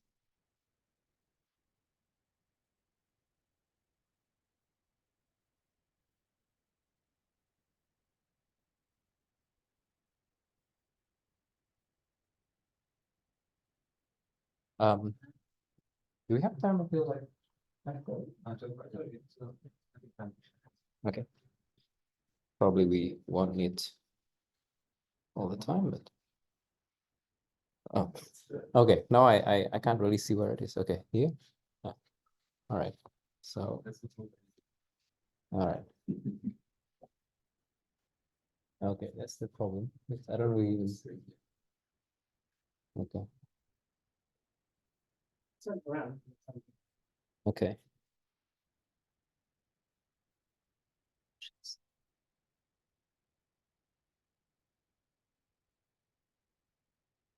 All right. Yeah. So we're gonna move on to the next part. So Matt just now he explained how the core ostrich strategy works, yeah, which is basically regular constraint propagation. So we're gonna talk about two different extensions here. So the first one's gonna be handling transducers, and the second one will be how do you handle length constraints. So handling transducers, what we can talk about is that transducers replace all, and this kind of functions actually fit within what Matt just mentioned already, which is basically backward and forward propagation framework. Okay, so recall, okay, yeah, so recall again. So this is, actually, I want to make a couple of remarks maybe. So we saw this example at the beginning of the tutorial. You actually notice immediately, if you analyze this, take a look at this a little bit or eyeball it, you see that it's actually a straight line, yeah. One thing that maybe Matt did mention just now is that this, if you look at the benchmarks right now, yeah, even for example, like the benchmarks in Amazon, so we actually have a pretty good understanding now about the kind of benchmarks that actually the kind of shape of the benchmarks, the kind of shape of string constraints that actually appear in practical benchmarks. They're actually pretty much straight line. So if you look at this, for example, you see that there's actually this is actually a straight line shape. I'll actually show you in a minute. So, but notice first though that we have here transducers. Yeah. And okay, just to recall quickly, yeah, the transducers. So what you want to do is, for this example, you want to show that name Alan cannot match this thing, right? Your attack pattern. And if you were to come up with a string constraint for this, it'll look something like this, yeah. So basically, you just try to follow the program logic here. And you see here that, well, R1, R2, and R3, these are just transducers, yeah? Well, appropriate finite transducers. And one thing that you see immediately is that this is, this falls within the straight line fragment that Matt mentioned. Right. Now, what I want to discuss is simply this proposition here that given a transducer and given a regular constraint, yeah, a regular language A and a transducer T, then you can do both forward and backward. That is, the forward, the image of A under T is regular, and the image of A under the pre-image of A under T is also regular. And both of these NFA can in fact be constructed in polynomial type, quadratic roughly. I should also mention, in case you didn't notice, if you look at, so Matt mentioned concatenation. So concatenation, if you do forward concatenation, that's going to be, well, linear time, right? Okay, it's basically just putting this like this. But if you do backward, there's going to be a lot of splitting, yeah? So if you count the number of splits, in the worst case, about quadratic, okay? But here, yeah, so because it's only one input, yeah, so it's going to be, in both cases, it's going to be roughly quadratic because of the T here. Okay, but, okay, I will not go through the full proof, but I'm going to go through a proof sketch for a specific subcase that is pretty understandable. It's going to explain most of the stuff that's going on. So in particular, this is going to be the replace all. Basically, you want to replace all occurrence of A in the input. So A here is a single letter with beta. Beta here is a string, okay? So yeah, so one more time, replace all occurrences of A in the input with beta. And one thing I will mention, maybe a little bit later. So as soon as, okay, actually, in fact, now, so if you have, so if A here is, for example, a word, like, I don't know, let's say AA, yeah, then you have to be a little bit more careful. In particular, you need to ask yourself, okay, so what's in here by replace all? Are you gonna be replacing the first occurrence of A, or it's gonna be like the first match, or it's gonna be non-deterministic, or what, right? In fact, if you look at the different programming languages, they all have slightly different semantics here. But one thing that you can prove is that most of these things, you can actually also come up with transducers for this. Yeah, and you can do a more general proof using transducers. I'll mention a little bit more about that a little bit later. Anyway, so I'm gonna go through the proof sketch for this case. And we're gonna start with forward. I will do it by means of an example.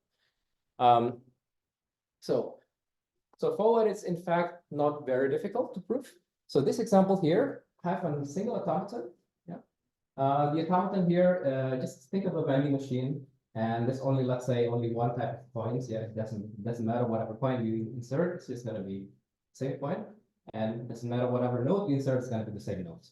Okay. And here, if you insert a coin and you press the button, it's going to be give you a cup of, well, it looks like a coffee, but it's a tea, yeah?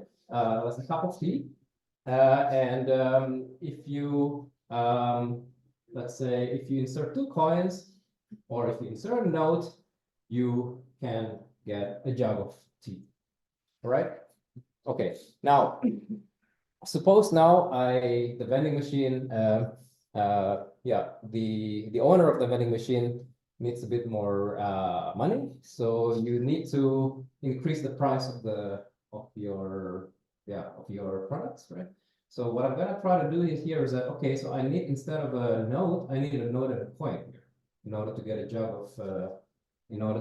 of tea. So basically what you want to do now is I want to replace all occurrences of node with coin and node. How would you do that here? How would you do surgery on this automata in such a way that you're gonna get this this output here?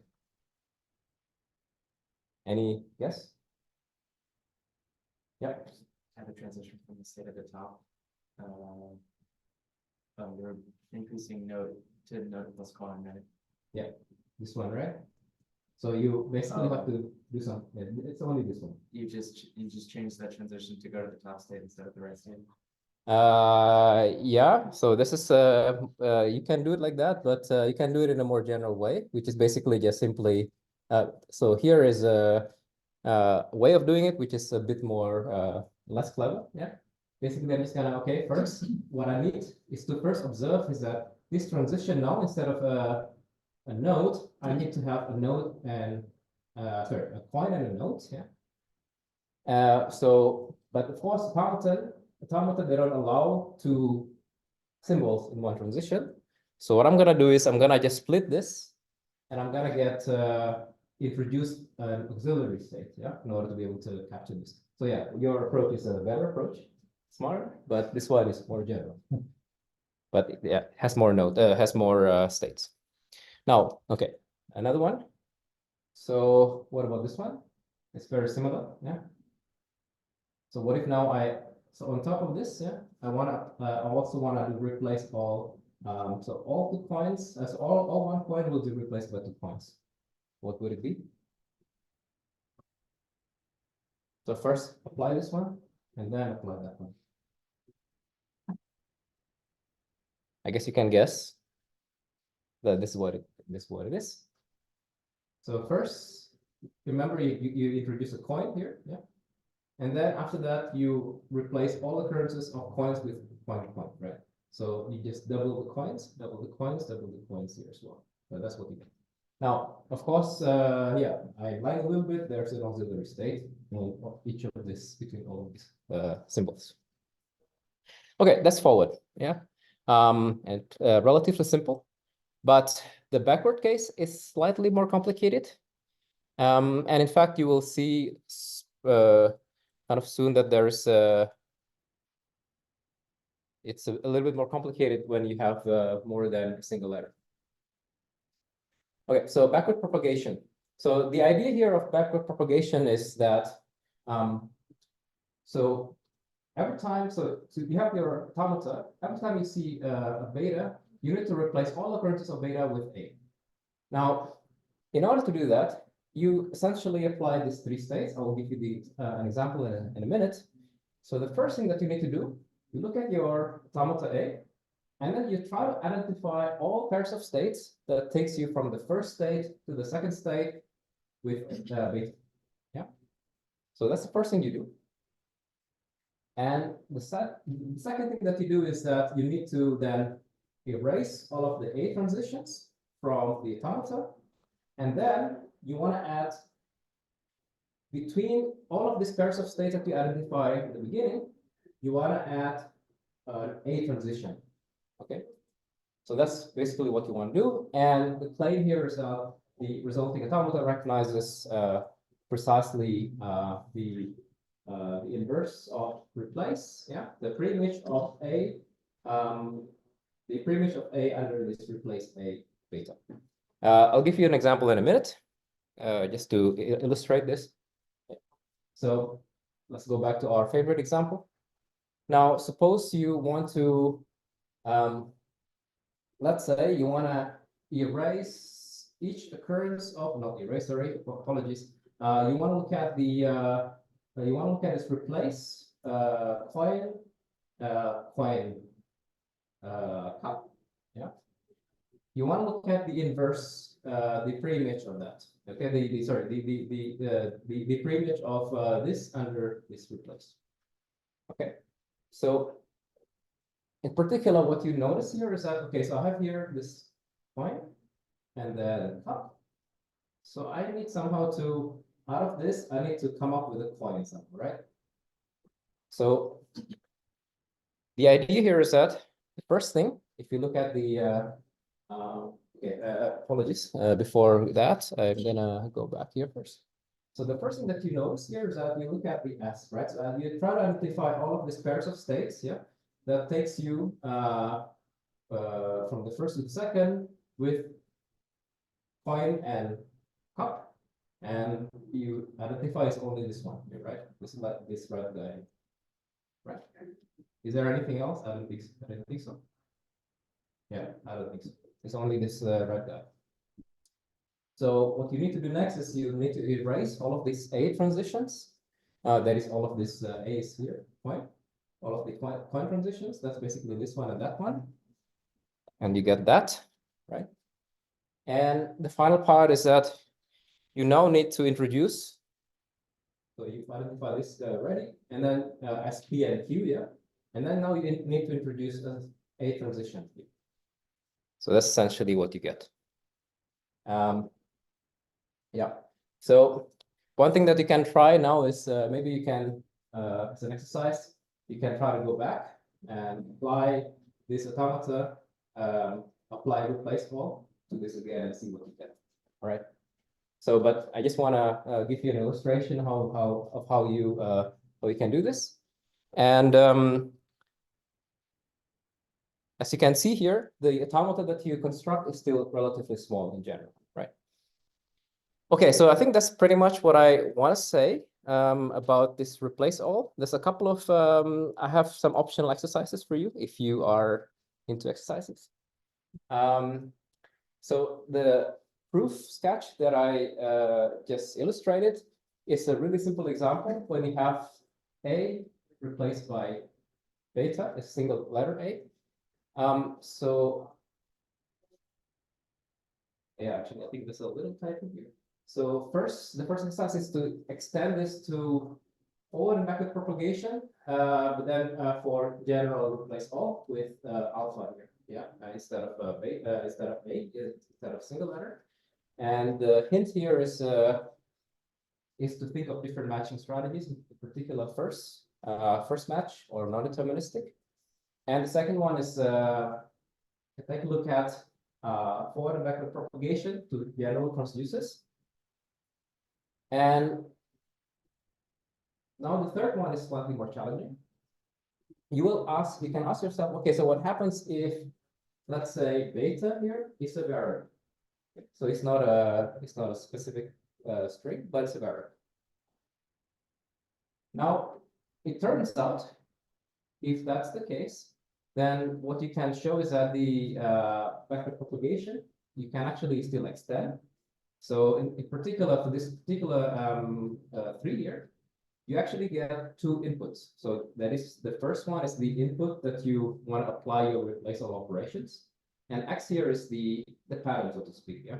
So you have 2 inputs, and then you have 1 output. And in this particular case, you can show that given a regular language, the pre-image of that is a recognizable relation in the sense of what's not defined, yeah? This can be shown, but it turns out that forward propagation does not apply. Okay, so this is a little more challenging, number 3, but 4 is even more challenging. So if you, of course, now you ask yourself, okay, so I know what replace all, I know what transduces. Well, I want to also be able to capture, the kind of replace all that actually arise in practice. For example, like, okay, I have regular expressions, yeah, for the pattern, and then I want to have capture groups and so on and so forth. So can I still extend what my framework here?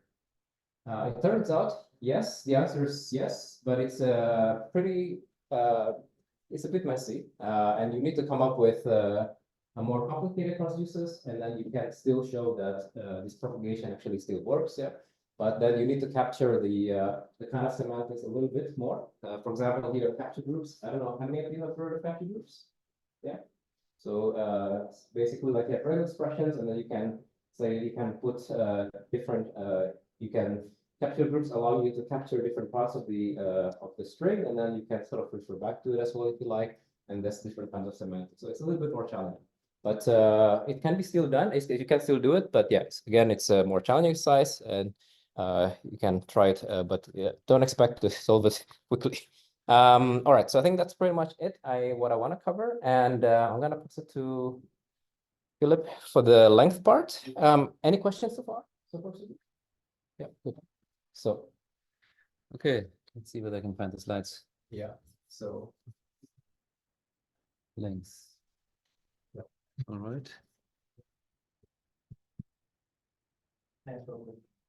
In Ostrich, you have some representation of the transducer, and you're performing these operations on it as you did the manipulations. Is that what you're saying? Yeah, so we have representations of the, so firstly, of course, there's the input representation of the transducer, like in the input format. And for the internally, we also have transducers in the sensor. Well, I had a question.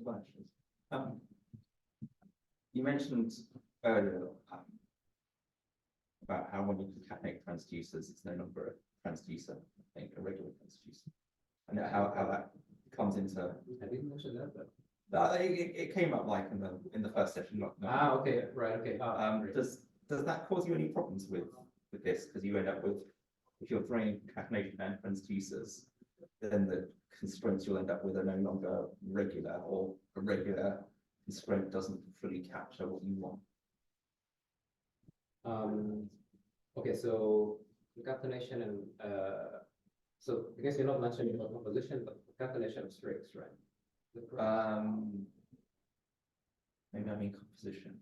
So okay, so what I can say is that compositions of two transducers is also a transducer. Like if you look at this kind of transducer, but you can consider more complicated transducers. For example, like the ones that Morris considers, symbolic.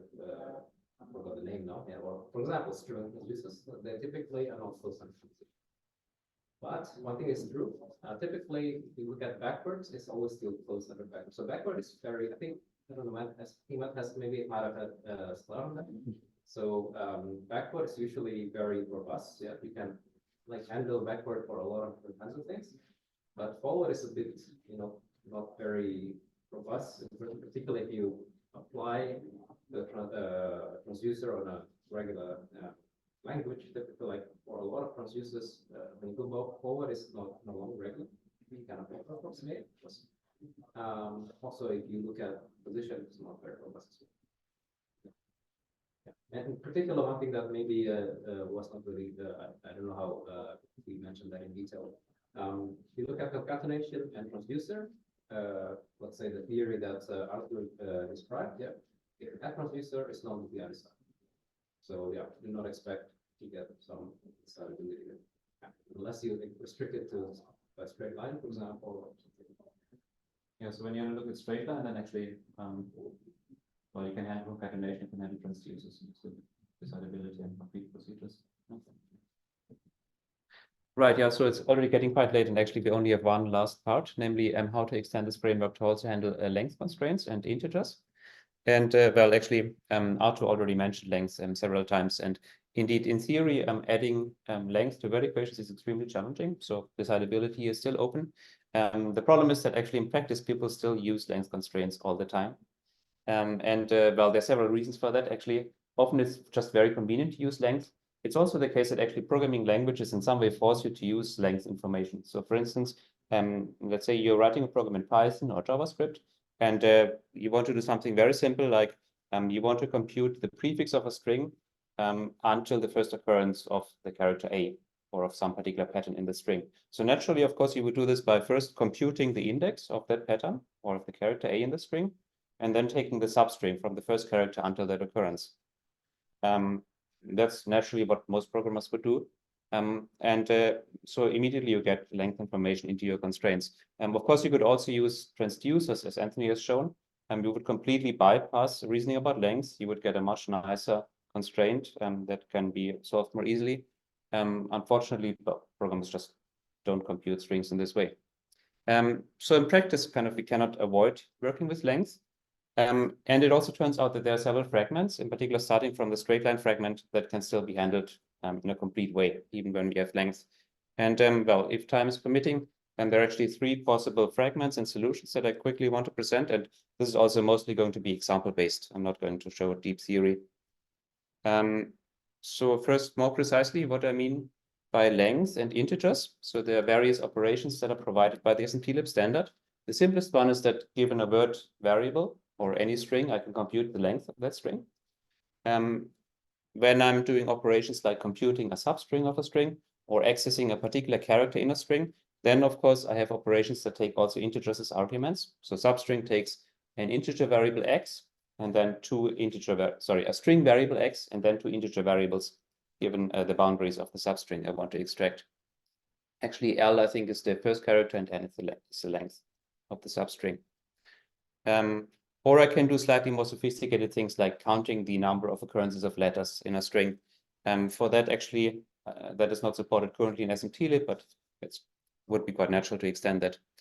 Or actually, the most challenging functions that you could imagine to add would be the string to number conversions, like a string from int would convert an integer to a string, and a string to int would take a string variable and give you the integer value in decimal notation of that string. Currently, I think there are very few decidability results for these last two operations, so I'm going to focus mostly on the first ones. All right, so this is the simplest case. How could one solve a constraint of this shape? So it says the string variable x is an element of the regular language a plus b star, but I also want the length of x to be exactly 3. So this might look challenging at first, but actually it turns out that this is extremely simple, namely this constraint that the length of x is 3, well, that's something I can also express as a regular language. The language of all words of length 3 is actually regular, so I can just convert the length constraint into a regular expression instead. And then suddenly I'm back in the fragment in the framework that Matt presented. And well, more generally, actually every semilinear, so every Pressburger constraint about lengths over a single string variable can directly be turned into a regular expression. So in some way, these are not proper length constraints at all. They're really just regular expressions. Well, then how about the case of constraints with multiple string variables? Like I might have a constraint saying that length of x equals length of y, but also the length of x is at most 3. Or I could have the second equation actually length of x equals to length of y. Any ideas?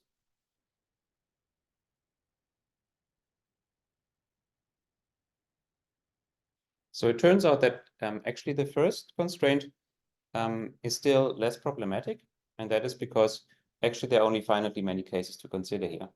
We know that length of x equals length of y. So then, well, there are only 4 cases. Either both variables are empty, or both variables have length 1, or 2, or 3, and that's all cases that have to be considered. And so actually each of these 4 cases is again the case where the length constraints only talk about a single variable. So I have one regular constraint about x, and another regular constraint about y, and well, there are 4 possibilities. Whereas the second equation is harder because there would be infinitely many cases. And so this can be formalized using a notion of monadic formulas. So we say that a formula is monadic if it is a Boolean combination, so a finite Boolean combination of monadic predicates, and each monadic predicate is an atom or a subformula only containing a single string variable. And so these monadic formulas, they are actually simple to handle because we can just convert each subformula with only a single variable into a regular expression. And we say that a formula is monadically decomposable if it is equivalent to a monadic formula. So we can transform it into a monadic formula.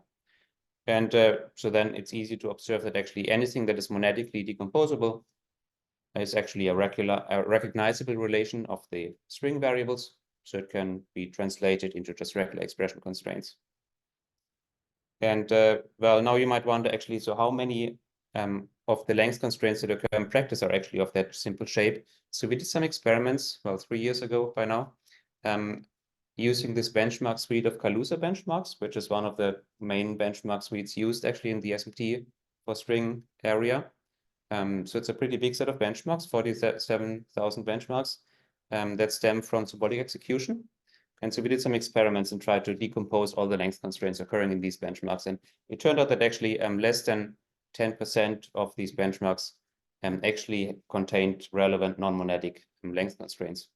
So in all the other cases, we could just turn all the length constraints into regular expressions. Okay, so this is like the simplest case. So if length constraints are all monadically decomposable, then they're not really length constraints. And we can directly stay in this propagation-based framework. So the second case is a bit more general. So what happens when we have non-trivial length constraints relating to the lengths of multiple variables? Like maybe we have a constraint saying that x is in a regular language L1, y is in another regular language L2, and also the length of x is supposed to be 2 times the length of y. How could one solve a case of that shape? Well, there are different ways how one can do it, but one possible solution is that, well, we just try to map everything into the arithmetic domain. So we try to translate also the regular expression constraints to arithmetic formulas. And so this can be done by computing something that we call the length abstraction of regular languages. So we can actually take this first constraint, x is in the regular language L1, and we can translate that to a formula that is characterizing all the lengths of words in the language L1. And we can do the same for the second language L2. And then it turns out that we can just replace these regular expression constraints with corresponding constraints about the lengths. And well, so this is a purely arithmetic formula. We can solve it using an arithmetic solver, and we can actually then map back the solutions to the propagation framework that Matt presented. Well, how do we compute these length abstractions? Actually, it turns out that this is a special case of a notion called the Parek image of regular languages. And so it's well known that the Parek image of regular languages and even of context-free grammars can in linear time be represented using an existential Pressburger formula. Right, so this is of course elegant. And the problem is that this does not work for all string functions. So it works for concatenations. It works for some special cases of transducers, in particular transducers which are length preserving. It doesn't work for things like the replace all function that Anthony has presented. So for the general case, actually, we need to properly extend the framework. And that is something that is done in this third solution. So we have like a general framework for constraints with length information and also other operations. And so again, I want to use an example to illustrate what can be done in this framework. So this is a constraint where we have an operation computing the substring of a string. So this first part says y is the substring of the string x, starting at the index L and going up to the index R. And also x is an element of some regular language, y is an element of some other regular language, and the value R is at least 2 times the value of L. And so this would be something that cannot be solved in the frameworks in the solutions that I've shown so far. And so one solution that we implemented in Ostrich is that we lift the whole framework to a richer notion of regular languages and automata. So we use a notion that we call cost-enriched automata, which is a variant of so-called Parek automata, which essentially means that we're working with automata that also contain counters. And then we have Pressburger constraints that allow us to manipulate the counters. And so then actually the way we solve the constraint is similar to what Matt showed. So we perform backwards propagation. We propagate the constraint that y is in the language L2 backwards through the substring operation. And we get a corresponding constraint over the pre-image of the substring. And now this pre-image is actually not a regular language anymore, but it's a constraint that is relating the possible values of x with the possible counterbalance of L and R. So with the possible integers. So this is actually a set that, well, in some sense is regular, that's talking both about links but also integers. And afterwards, we check again consistency of these cost-enriched constraints. In some way, this is like a variant of the framework that Matt has presented, only that we're working with a different kind of automaton. So we have automata that contain counters, but many things stay decidable. And that is in particular because we don't allow zero tests in these automata. So we have counters, they start from 0, they can be incremented, decremented, but we cannot compare them to 0. And so in this framework, we can do backward propagation in a similar way as we have shown. And it turns out that this can actually handle a very rich set of operations, in particular, things like substring, index of, but also other operations we could also handle before, like reverse and so on. Right, and yeah, so we again have to use Parek images to do this consistency checking. So in Ostrich, actually, we have this cost-enriched automata as a completely separate second backend. So we have the standard backend, but you can also select the cost-enriched automata backend. And then kind of the set of functions that is supported somehow changes. Some functions are added, other functions become impossible to support in this particular framework.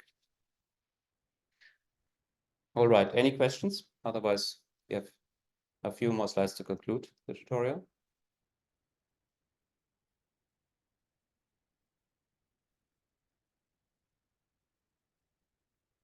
So now I have to find a pointer again.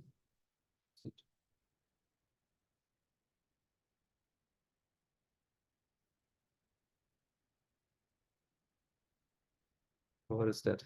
Yeah. All right. Okay, so I hope we managed to convince you that this area of string solving is actually very exciting. There's a lot happening. There's been a lot of research over the last 10 years in particular when people in the SMT area became interested in it. We talked essentially about three things. So we gave an introduction to the theory.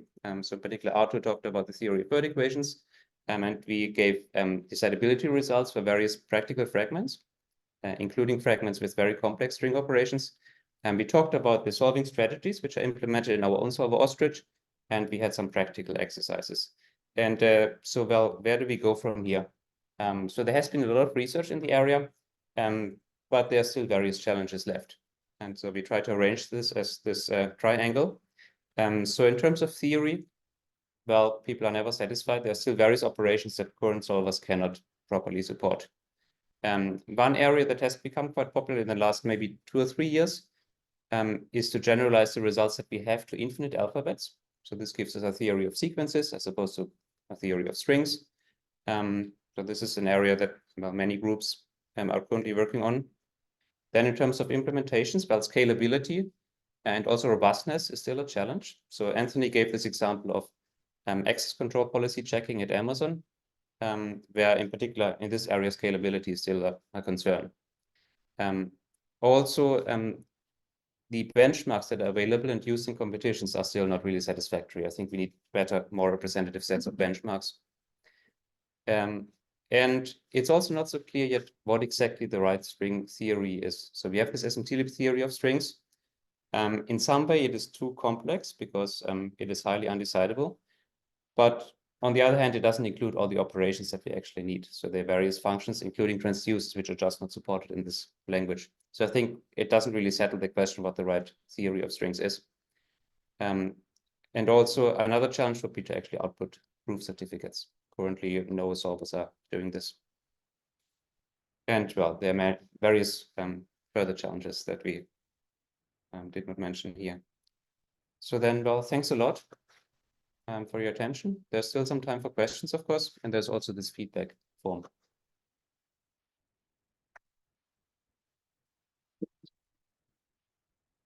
Any more questions?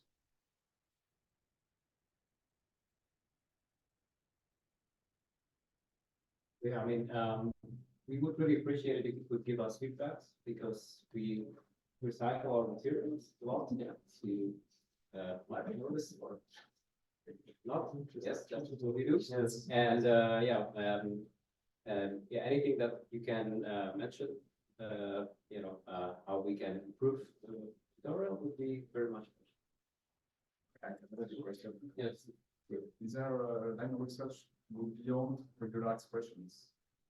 Yes, sure. And actually, there are various solvers that can do this. Actually, the first string solver that became popular, actually supported complex grammars.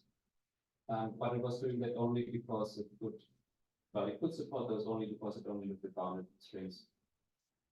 So it did not actually check satisfiability in general for unbounded words, but only up to a certain bound. And then you can keep complex grammars. In general, of course, any complex grammars would be hard because even intersection of emptiness of the intersection of the undecidable. Well, in some sense, these possibly should come out, of course, they give the original language as well. So you get the power of particle automata, which includes various languages which are not regular as well. Is it like maybe regular expressions which are not regular expressions? Yeah, we did actually a lot of research in particular on JavaScript regular expressions. So that's something we haven't mentioned yet, but so this ostrich solver actually has a textual records parser built in, and it can handle the full JavaScript regular expression language, including lookarounds, look behinds, and so on. Well, I think another thing to mention is that yes, yeah. But you need a refinement framework, basically, refinement because it becomes undecidable. I mean, I guess one thing to mention is that this is not really supported at the moment in the SMT-lib 2.6. Yes, yeah. But if you look at the history behind the area, actually the first few papers on string analysis, they were mostly looking at complex string constraints. Then somehow, yeah, I don't know. There are not really a lot of benchmarks on this these days, yeah, but there are, of course, like some specific use cases for this, and especially if you want to do like HTML validation and stuff like that. But yeah, I mean, these kind of examples are not really that common anymore for string solving. So but this is something that one might be interested in to look at if there are interests, of course, in the community. Yeah, from the users. Other questions?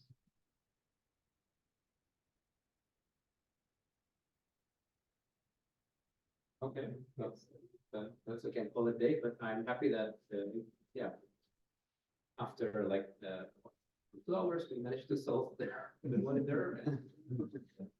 Thanks a lot. Yeah, thanks a lot.